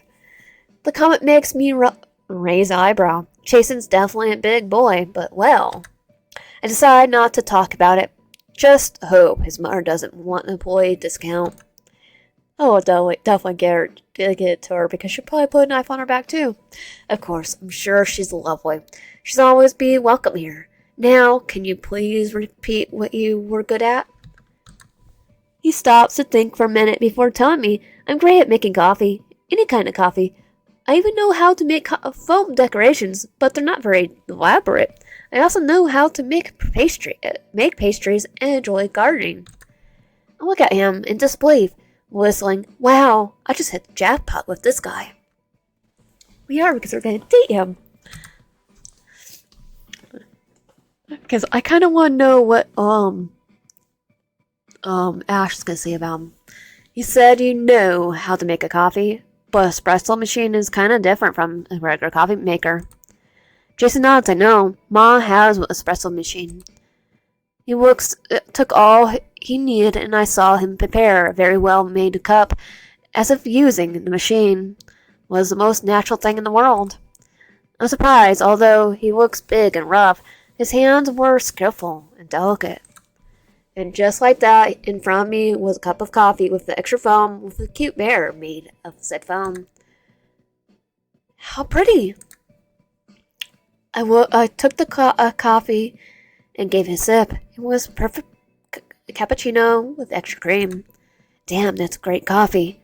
Even better than mine. When did you learn to do this? Jason seems flattered. Ma is very good at a lot of things. She taught me how to cook and to make coffee. I see, your mother's a very skilled woman. I learned many things in jail, but I can't make a coffee this good. Jail? Crap, I said too much. I think we already told Freddy it. Oh, nothing. Don't worry. Get the stuff in the storage room and put it into the shelf, please. I quickly changed the topic. He seemed doubtful, but went to the storage anyway. I will not speak about my time behind bars. No matter if he's a killer or not, I don't like being an open person. It's not something to brag about. Still, I look down at the coffee and wonder, is this giant teddy bear seriously a dangerous killer? With all the talk about his mom and the delicacy of his actions, he seems so chill. Well, spoiler alert, his mom is a killer too. She takes Mama Bear to a whole new level. The bell rang once again, bringing me back to reality. As I turn back, I see Carrie looking a bit agitated. I'm sorry, Well, we're not open yet, Harry. Don't worry. You're right on time. Relax a bit. It's at the tables. You could still get your punctuality bonus. Oh, sorry. I thought it was later than usual. Thank you. Thank you. Carrie goes to the storage room to open her stuff, to leave her stuff. That's when I hear a scream. It's okay. That's Jason, our new bartender. He's friendly. Well, technically he's a barista. I shout with a shout from the bar, hearing a faint "It's okay" from where she is. I should have told her about theirs, but I had so much in my in my mind. And once again, the bell rang. It was my neighbor Michael, inspecting his surroundings. Oh, Michael, you actually came. I'm glad.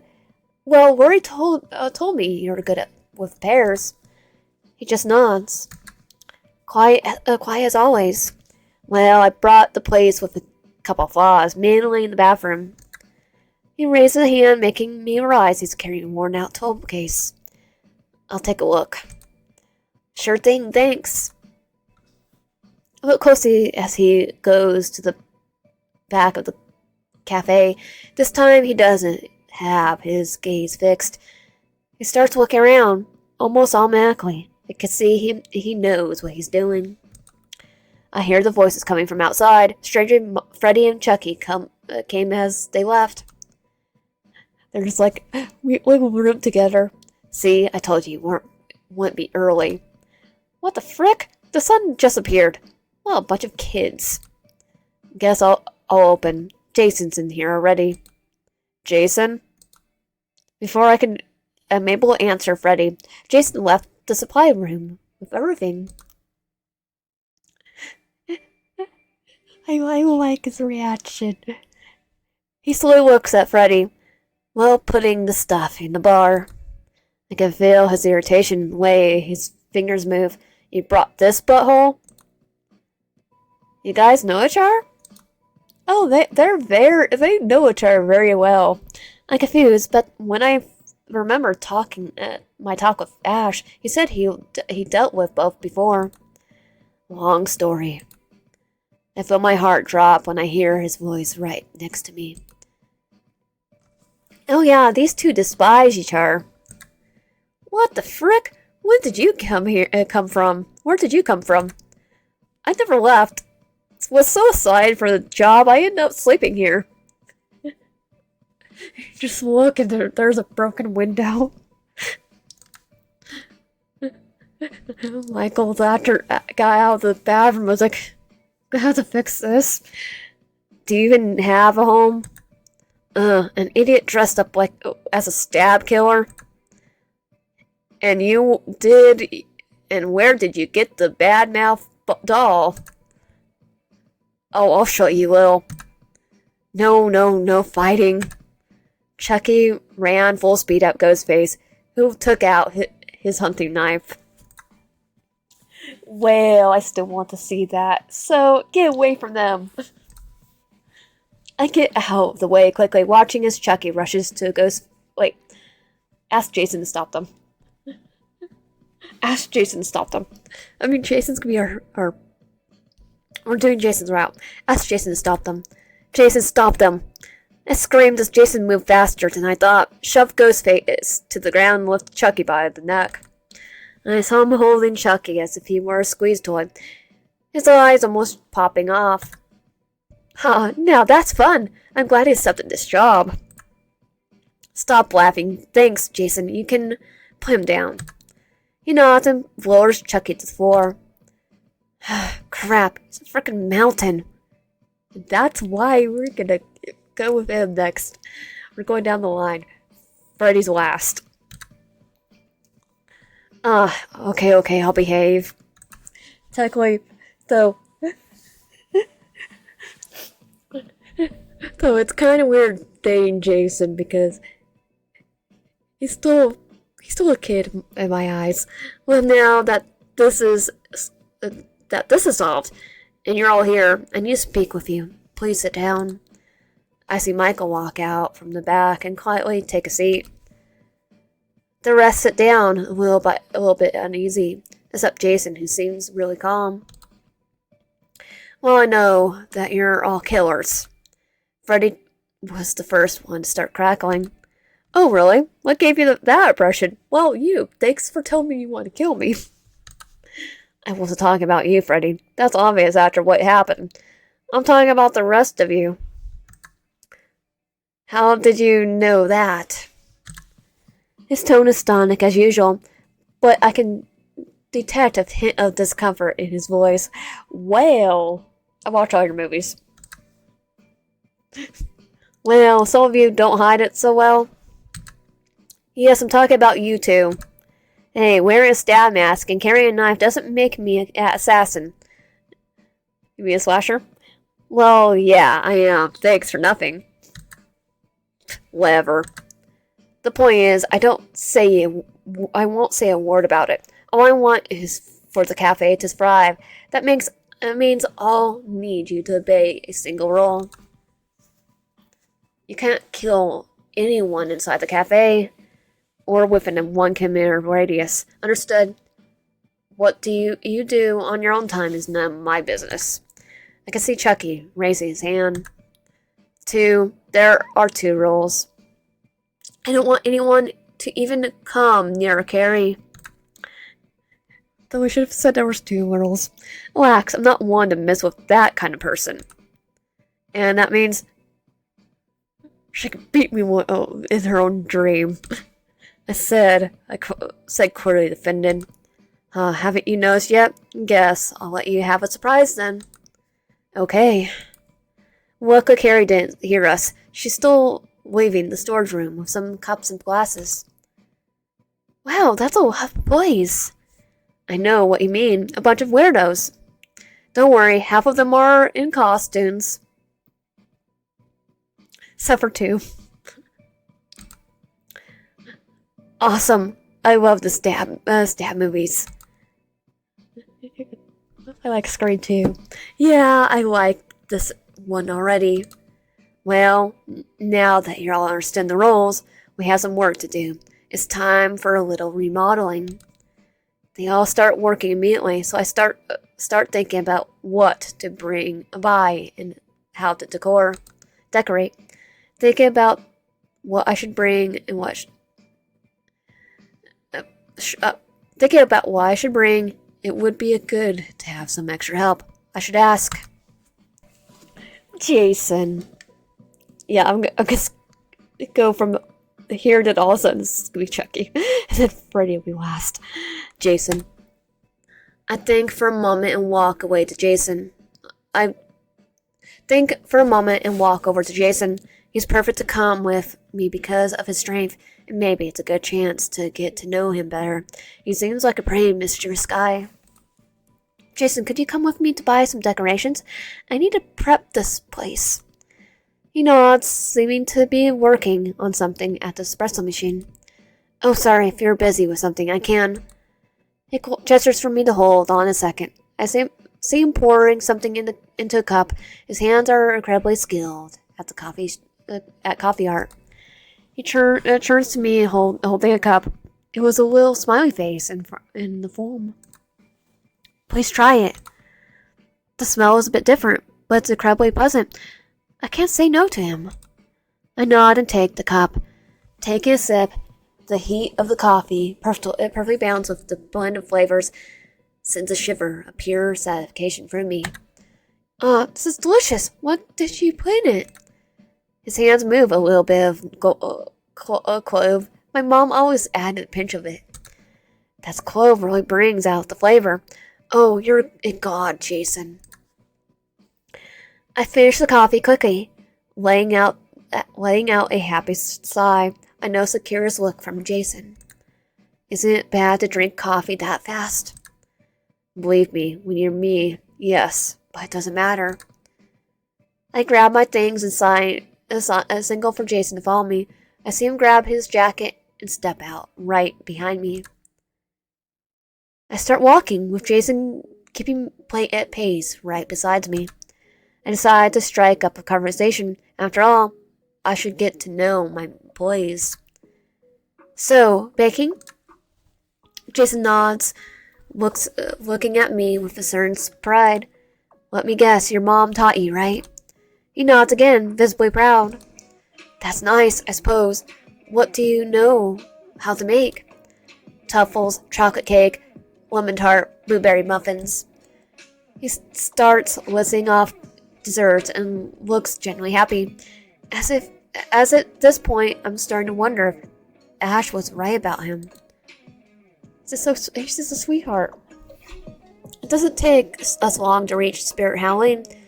I turn to look at Jason. He seems curious. Like, why are we going here? What's this place? It seems like he's never seen a store like this in his life.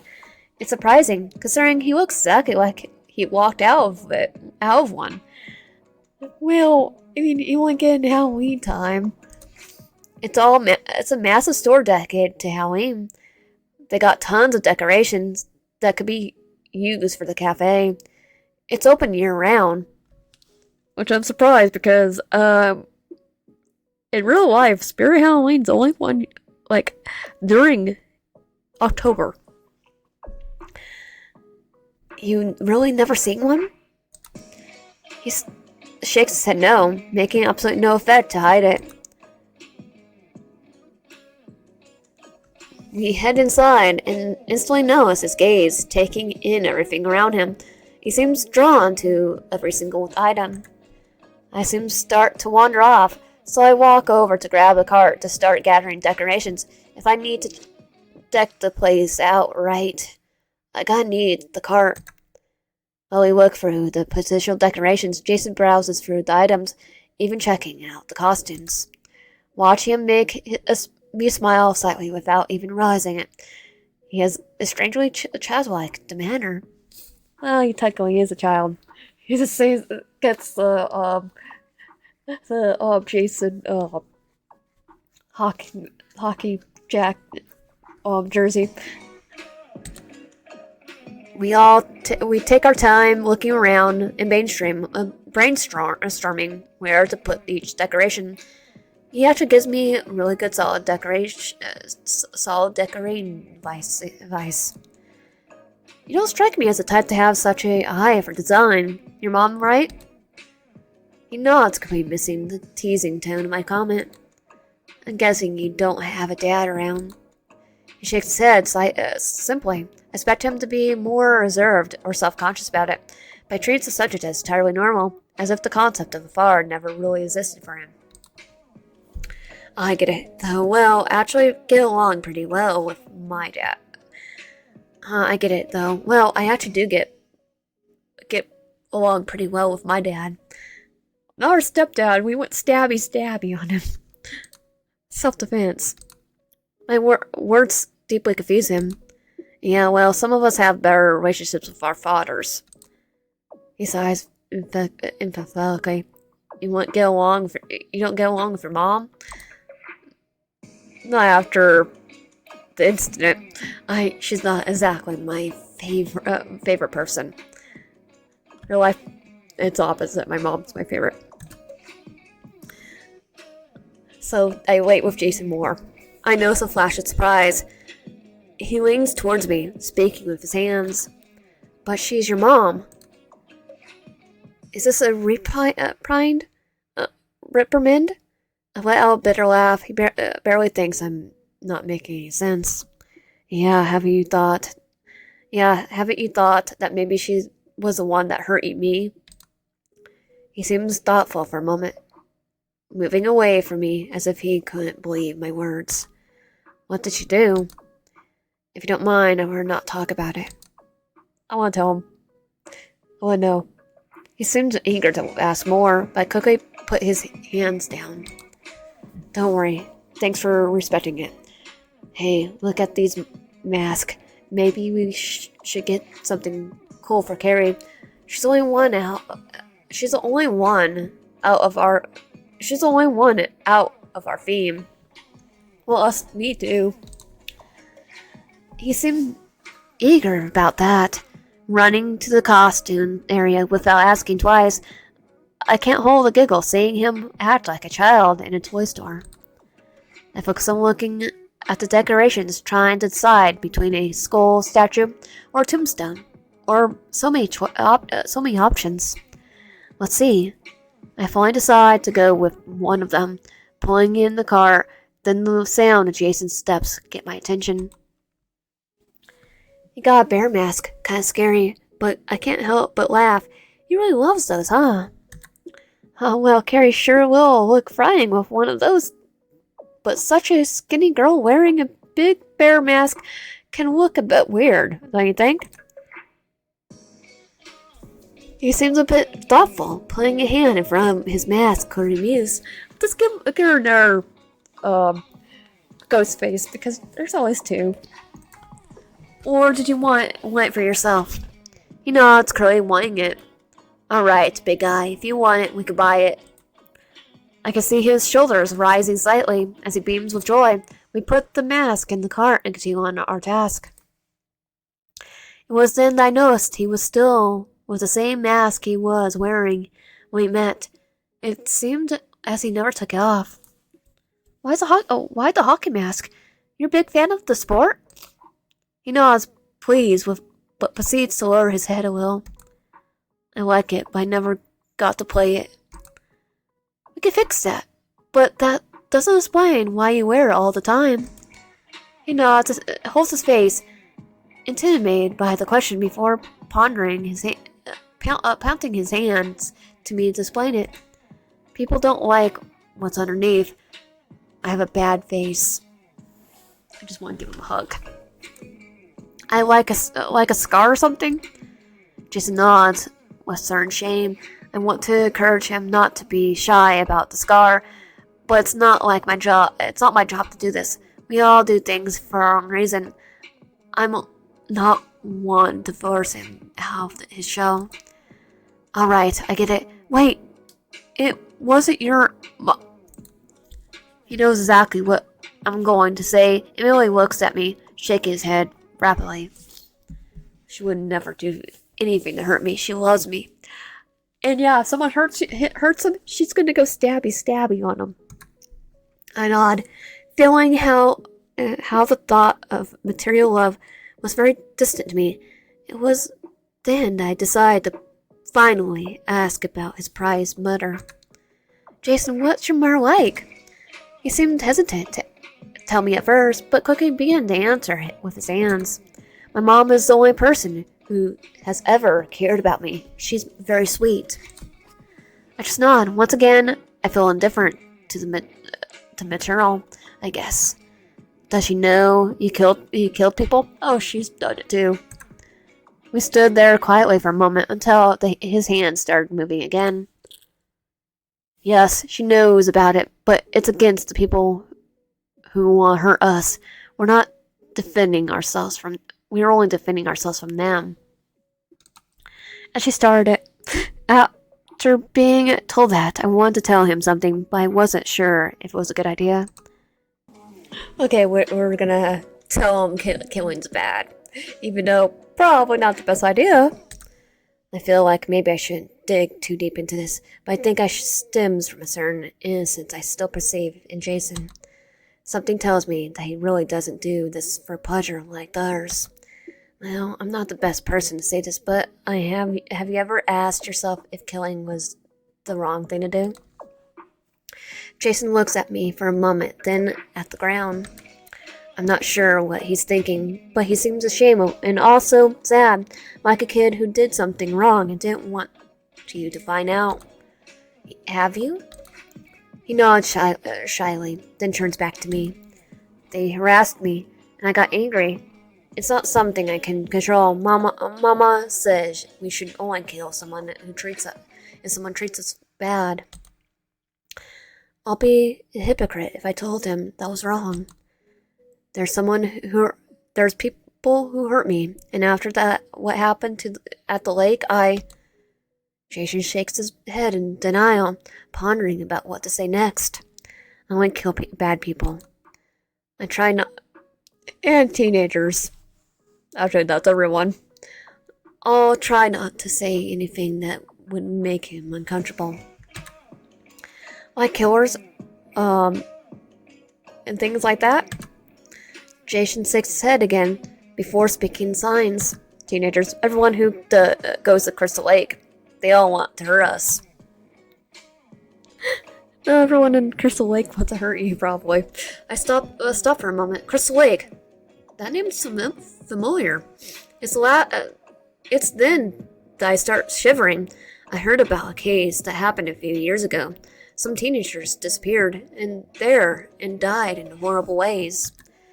There's no way to say that group of stupid students were all evil. Teenagers? Was that you? But how? Teenagers aren't evil. That was my mama. She took revenge on those who killed me. I see Jason tense up, realizing he just said something he wasn't supposed to. What? What do you mean by killed, Jason? We remained in silence for a while until he talked to me again. Please let me talk about something else. I better leave the subject alone. He seems even more restless than usual, moving his hands non-stop on the cart's handle. If Pamela wasn't here, I'd adopt you. I calmed Jason down by walking around the store with him some more. He seems distracted, but also with something in his mind. We took everything in the checkout, and I start paying. Jason was at our side, putting everything into boxes. He seems so quiet. I wonder if it's something I can do. I don't want him to think I'm judging him or anything. There's a small refrigerator next to the boxes. After pondering for a moment, I approach and take a popsicle. Let me guess, chocolate flavor? I notice a certain happiness when he turns to look at me. Considering for a moment, passing his hand through his head, though shyly nodding. I smile tenderly after seeing how timid he acts when asking for a mere popsicle. It's funny to think that when we met, I didn't even know his name. He still asked for my chocolate. We add the ice cream to our purchase and then pay for everything. I thank the cashier and go to take my box. I get near a small shelf by the exit and sigh, opening the ice cream. Let's eat here. The sun's too hot today. The popsicles would melt in this instant. He agrees, but just stares at the packing, yet to open it. Is something wrong? Don't you like it? I can get you another one if... He shakes his head, points at his mask, and then sighs. Why, don't look directly at me while I eat. I don't like people seeing my face. All right, the thing you don't like to show. I turn around, will cover my eyes with hands, giving him privacy he wants. I hear a quick slurp as he eats, extremely fast. I suddenly turn around again. He ate it already? Holy cow! Did you eat it or absorb it? He lets out a quiet giggle, moving his hands to himself. It's to keep them from seeing my face, plus that's only a small portion of what I usually eat. That doesn't surprise me. She sounds to me like a very attentive mother. Must make you some incredible banquets. My tone sounds as fragile as ice cream. I can see Jason getting closer, looking at me under his mask, his eyes glowing in comparison. What do you say? Why do you say it like that? I'll get a little uncomfortable. Talk about my family, but well, I told him about his. I guess it's only fair I open up a bit, right? My mom isn't the type of person who is attentive to her kids. He doesn't seem to fully grasp it. He tilts his head to the side in confusion. Yeah, I guess it's hard to comprehend with a murder like that. But, well, not all moms are loving like yours, Jason. Some prefer their lunatic boyfriends. That Candle got stabbed. I noticed him pondering for a moment, trying to process what I just said. Right after, he just stretches his arms around me. Well, I let out a little squeak when hugged. I never doubted Jason could give bear hugs, but he can surely kill one like this. I feel his hand on the back of my head. His touch is clumsy and a bit rough. like he isn't used to doing this.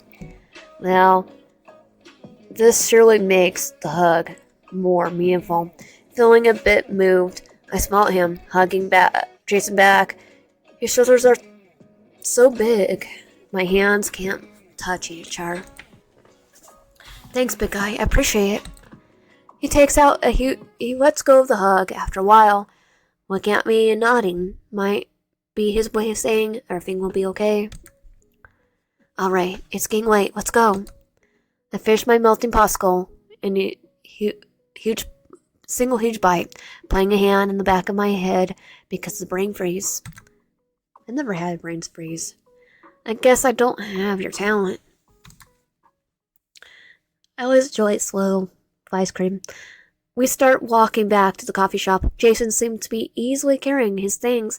He's even stronger than he looks. He looks pretty strong. When we get there, I hear a familiar sound of heels clicking. She's got her phone in hands like she's recording something. And of course, it's her again, I sigh. Sure, she's trying to give us some bad publicity. I give Jason my box and get closer to her. Hey, you're not allowed to record my store. Say that to my dad, middle class. It's not illegal to record from the sidewalk. Technically isn't, but...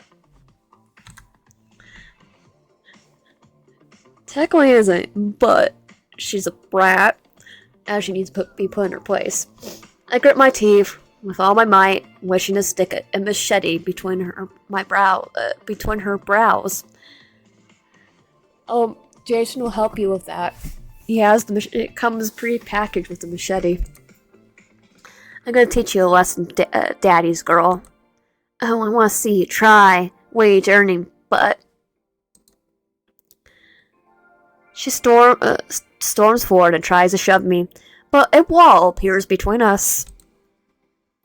I can see he's mad. Can't believe I'm gonna say that, but I'm worried about her. Well, she should. She should be ready for the heels. He gets closer to her, grabbing her phone and leaving her shocked. She's clearly upset and tries to get her phone back. Jason, however, doesn't make it easier, raises his arm to make her look even more stupid. I can't help but laugh when seeing her pointedly trying to fight the behemoth that's Jason. You, give me my phone back, you damn stupid skyscraper. Name calling make Pamela appear with her own machete. That was the last straw. This time, I'm the one approaching her. Just grab her by the hair and take her out of my sidewalk. Go away if you don't want to spread a rumor about you having a heist or something. What are we, 12? You wouldn't dare. No, I would spread a different kind of rumor. I'll do that and more if you mess with my friend. Go away. Jason gives her phone back. She seems like she wanted to say something, but instead she just marches away angry, fixing her hair. It does remind me of As Told by Danger. About the lice. Jason turns to me, his hands quickly moving. Thank you for that. Come on, no way. You thought I'll just let her talk to you like that way, right? Let's go inside. We have work to do. I arrive at the cafe, leaving the boxes on the floor. Everything is clean, no one is dead, and there's some customers. Everything seems in order. Those who stayed seem to be doing their job. Somewhat surprised, I approach Carrie. She's tending the cash register without problems. All seems in order. I want to be honest, I thought they'll give you trouble. You mean the new employees? No, they did everything right. If at the core, they're in the corner scared of her. She smiled, smile was kind, and confident. It's strange to think that Carrie, such a short and thin young woman, managed to control four murders. I left. Now that I think about it, I should have done that. Maybe I sank too deep into what I had to do that I didn't think about it very well. I'm glad all is in place. Call me surprise. I definitely make it a manager soon. Technically, Freddy would be the harmless one. Really? Yes. I don't have many candidates. And even if I had, you're my favorite. Plus, others might take management, decide to take role one, throw it out the window. Thank you a lot. Thanks a lot. Thank you a lot. I look around me, and out of what I expected, I see that everyone has adapted quickly to their role.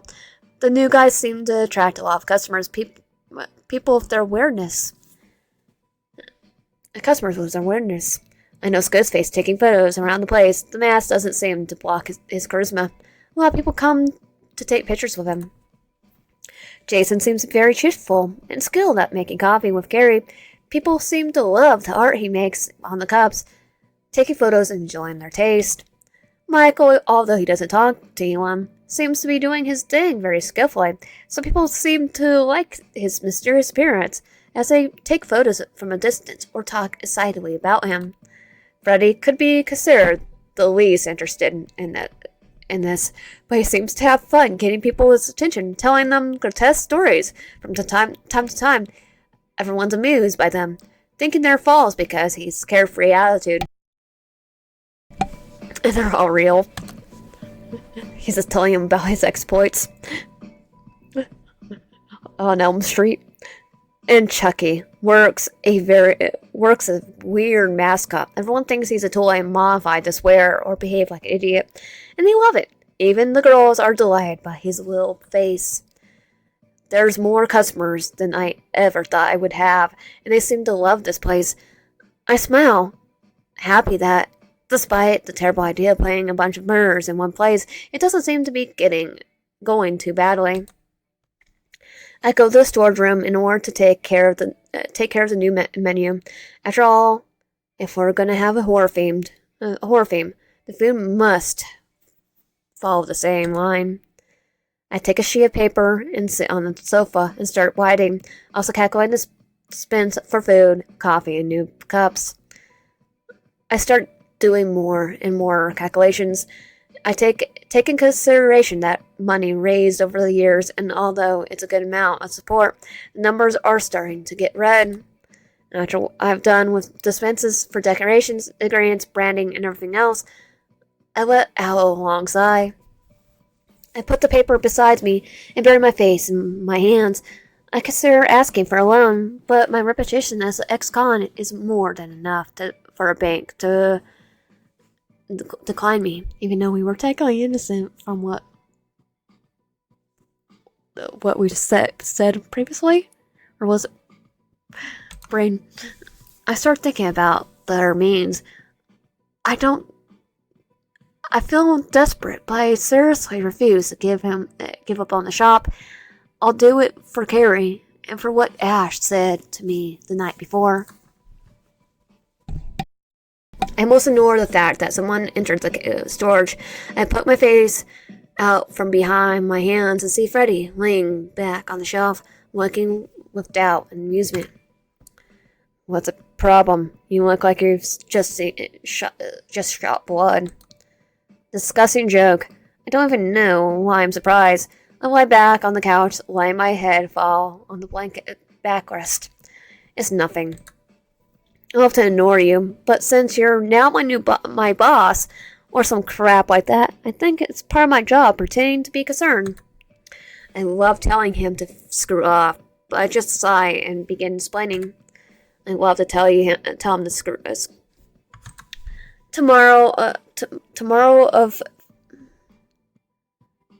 Begin explaining. Tomorrow on food, and then fixing everything broken in his place to comply with the legal requirements. Well, it's a lot of crap. Yeah, I know a thing or two about those things, so you don't have the money. I kind of have. Thing is, I'll stay on the red to keep maintaining the coffee shop and myself. We'll have to raise prices to cover, and that can be bad for our image since this isn't New York. Technically, I think Gamitville is in New York, not maybe close to New York City. Oh, I see you're not that arrogant about finances. I thought you were more of an idiot. Thanks.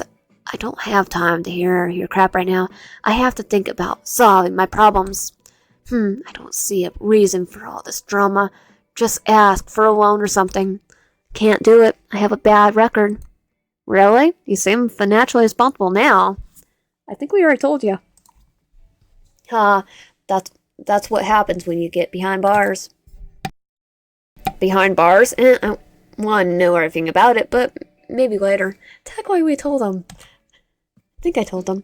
On the other hand, I think about our options, but they'll be different and more dangerous. Yeah, stop complaining. I'll give you the money. I freeze for a moment, then I look up, a little in dismay, before processing what I heard. I am talking to some kind of dream demon who was a child murderer while alive, and I still can't believe it, him. Yeah, that's Freddy. It's like he would literally be the one with the van with the free candy sign. I don't have time for jokes, Freddy. I'm not joking, really. I stop for a moment, looking around, examining the situation. I turn my gaze for him for a few seconds, and quite suspiciously. What do you want? He laughs like I just told him a super funny joke, and then he calms over, throwing himself on the sofa right next to me. He puts his arms around the back of the sofa, looking at me with an amused expression. I need the business to boom. Let me explain before you start acting stupid again. Being a dream demon doesn't come with unlimited power, you know. My power comes from people knowing me and knowing my name, from the fear that I'll stalk their dreams. Let's just say that in recent years, the power hasn't been flowing because I killed almost everyone who knew me. Yeah, not the best plan. Sounds like something you do. Yeah, you get it. Now, if the business works, everyone will talk about the cafe, and the Freddy Krueger guy in it. Well, they'll probably talk about you if you give them cards, too. I don't necessarily need them to be scared right now. If they know I exist, that's enough for me to enter their dreams. Makes sense. Does that explain why you couldn't kill me? Kinda, but I'm sure I could at least scare you. Didn't happen. It's like, yeah. I'm sorry that this affects your self-esteem. Do you want the freaking money or not? Yes. Forget I said anything. I see he searches behind his trench coat and takes out a ton of money. Open my eyes in surprise. Receiving that obscure amount in my hand is intimidating. What? Wait! Where did you get that? He robbed the bank. I can do whatever I want, baby. No less questions. After receiving Freddy's money and feeling like some kind of well-paid person, I proceed to put in an envelope in the safe, taking care of his investment money. I start taking care of preparing everything for the reopening. Freddy went back to his work when Carrie entered the storeroom. Oh, Wyatt, I'm sorry if I interrupted you on something important. I was just wondering if you could attend the register while I finish making a panery. Sure, no problem. I'm coming. Thanks, boss. I leave my list there and go to the cash register while Jason and Carrie take care of the food. I stand in front of the register, notice a small line in front of me. I was noticeably surprised by the amount of people in the shop. Perhaps it was due to the fact that there's almost no place of interest in this town, or because it's horror themed. I start taking orders and helping prepare the coffees and snacks. Soon the line disappears and the store fills up. I smile satisfied and devote my time to counting the money. Well, no new clients appear. That's when I hear the bell chime. I raise my hand and greet the customer, but my mouth shuts when I notice his style. That's not all that I expected. Yes, this place looks like I've been told, just like I've been told. Is the coffee good, or people only come here for your mascot? Nothing is gonna surprise me at this point. But I'll buy it and try it. Fair enough. Can I have iced mocha? Iced mocha machinata for Blink. I nod and put the name on his cup, passing for Carrie to prepare. Oh, wow. They weren't lying. You really got him in here. Excuse me? I see what appears to be his eyes glowing in the strange darkness of his hood. What's outside? What's out laugh? The killer. I freeze for a moment, looking at the guy from top to bottom, and here I thought nothing would surprise me. Maybe he's another murderer. Oh, sorry. We're not hiring right now. That's a very interesting laugh. I can understand why you're the boss around here. It's not just anyone can keep those guys at bay. Who are you? I'm Casket. Okay, the weird thing is, he should have said that he was Casket before this. Because we just wrote his name. His order's ready. Carrie gives it to me and continues with her work, although I notice that she suddenly glances at the customer. I wave the coffee in front of him, looking directly at his hood. I could see his smile was scared by it. What a weird guy. He drinks the coffee by bringing it closer to whatever he has instead of a face, giving a thumbs up. Wow, I'll be a regular here. That tastes good. You didn't answer my question. Relax, I didn't come here to do anything wrong. Near to you or the cafe.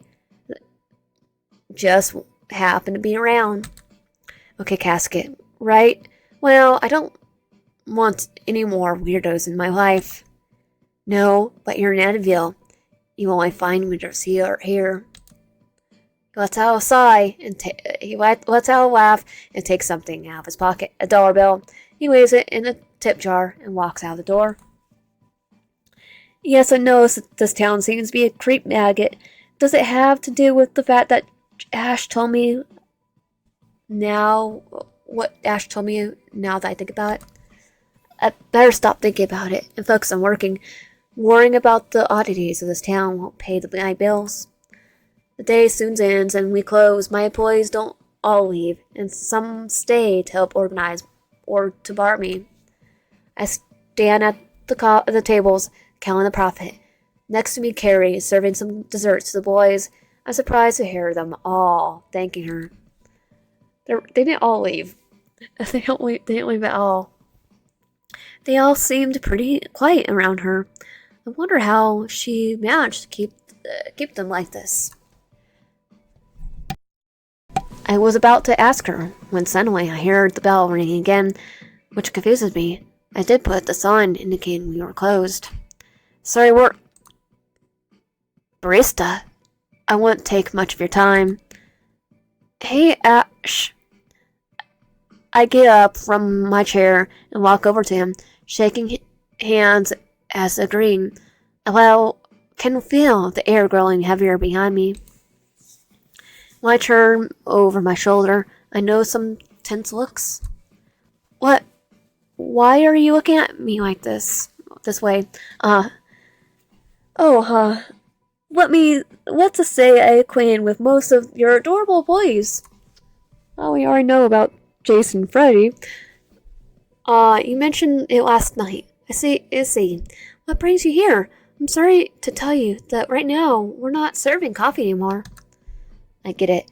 You're actually going to accompany me. Yeah, I'm actually going to accompany you home to talk about an important topic, if it doesn't bother you. No, just let me grab my things and... Jason. Jason's enormous shadow covers me. He doesn't seem happy. Jason? What are you doing? Where are you going with him? Okay, don't go yonder with him on him. The movement of his hands is firm and heavy. I could tell that he is annoyed by Ash's presence. Don't worry, big guy. I don't have anything against you. What happened last time was necessary. I can't let you fight with the barbarian face. Can't let you fight with the barbecue face. Hurt more people. I hear a grumble from Jason and hide a smile. Sometimes he acts like a child. Don't worry. I'll see you tomorrow, Jason. Take care. Take some cake for your ma, okay? All right. His gaze feels calmer, and he only nods. I just smile back at him. I take care of finishing my obligations and take my things. Everyone else starts to leave, and I close the coffee shop to go with Ash to the apartment.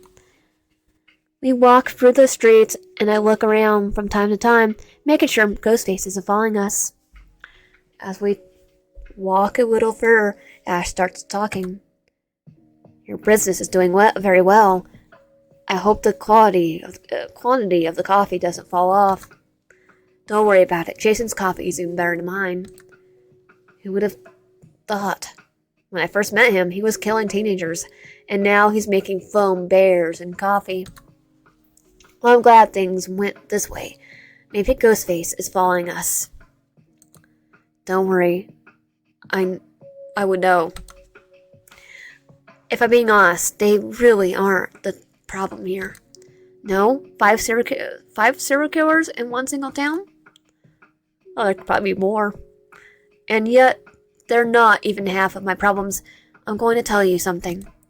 A few years ago, I found out that apparently, according to a prophecy, I'm the chosen one to face heck and its evils, and doesn't even make it. Don't ask if it makes sense. I don't find much of it that either.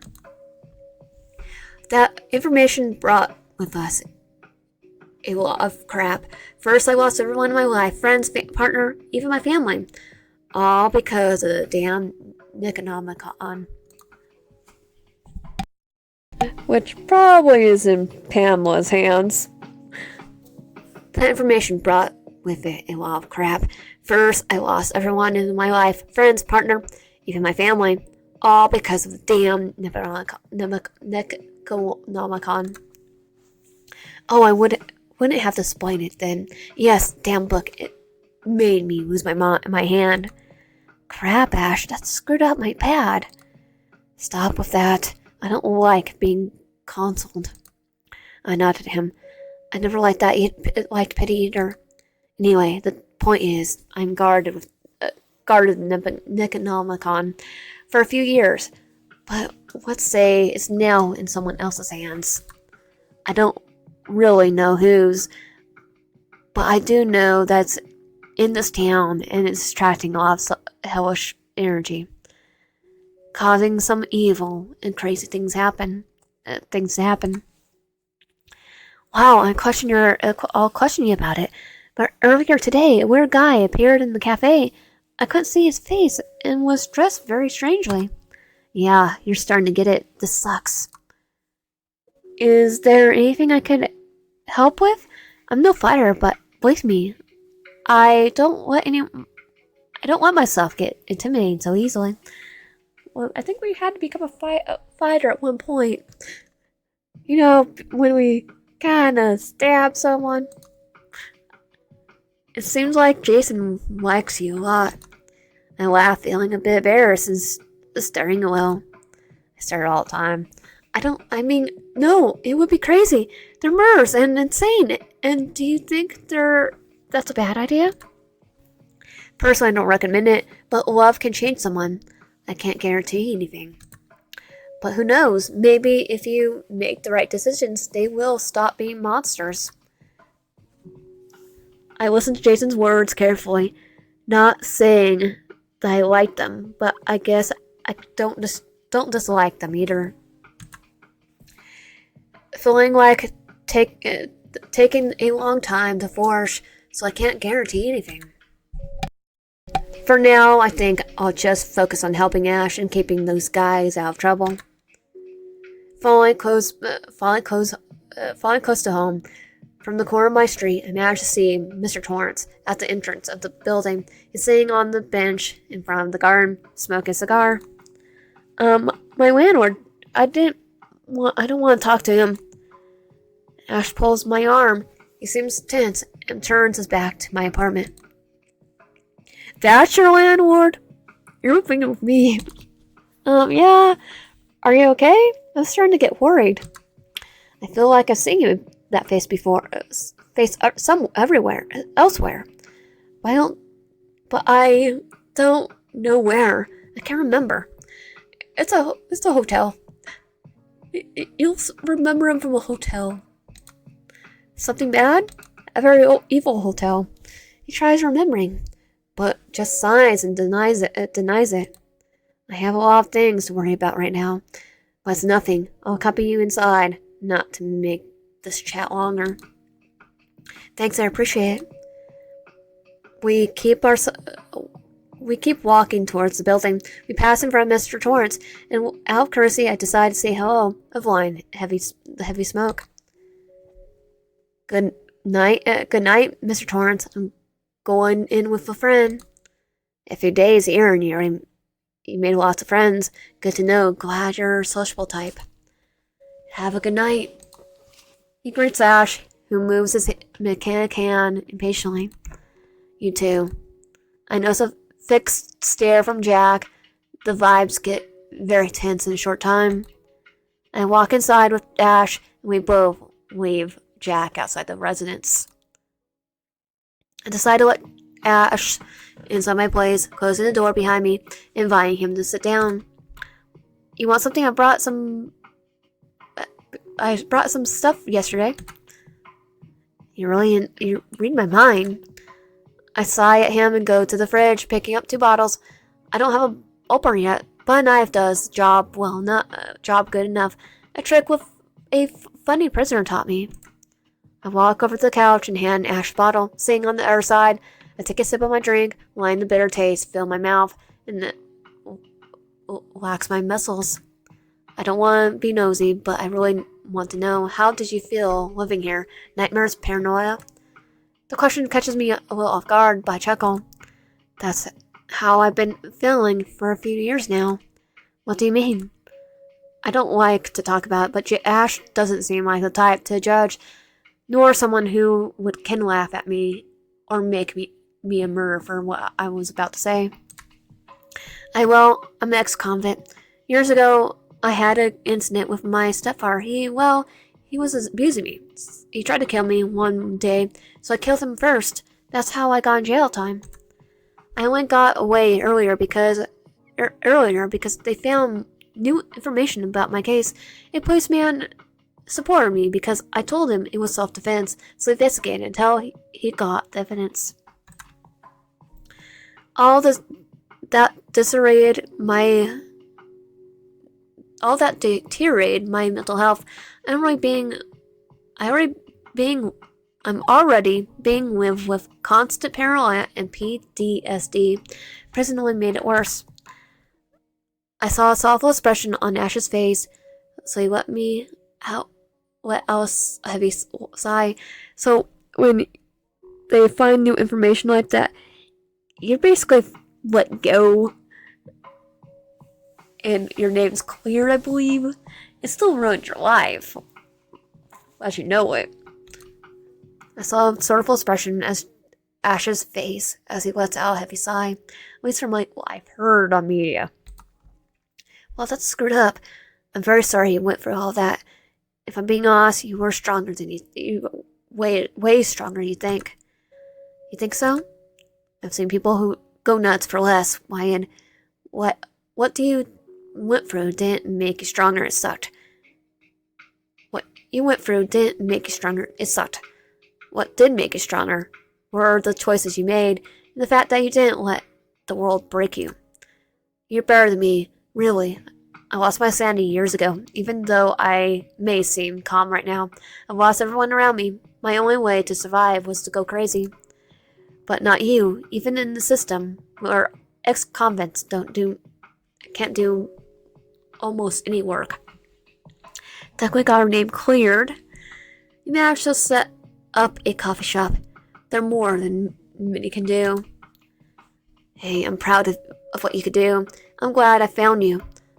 You helped me a lot with this fight. And there's actual ex-convents that have made a life for themselves. I wear my gaze a little, hiding the gushes of tears running down my face. I quickly wiped them away, laughing bitterly. You caught me off guard, old man, but thanks, I needed that. It's been hard. Yeah, yes, it was. But I'm glad you're here in one piece. I can't say the same. It was his beard with his mechanical hand, and to his joke, I only managed to let out a small laugh. I think this is about what I needed. A quiet night of chat and a beer.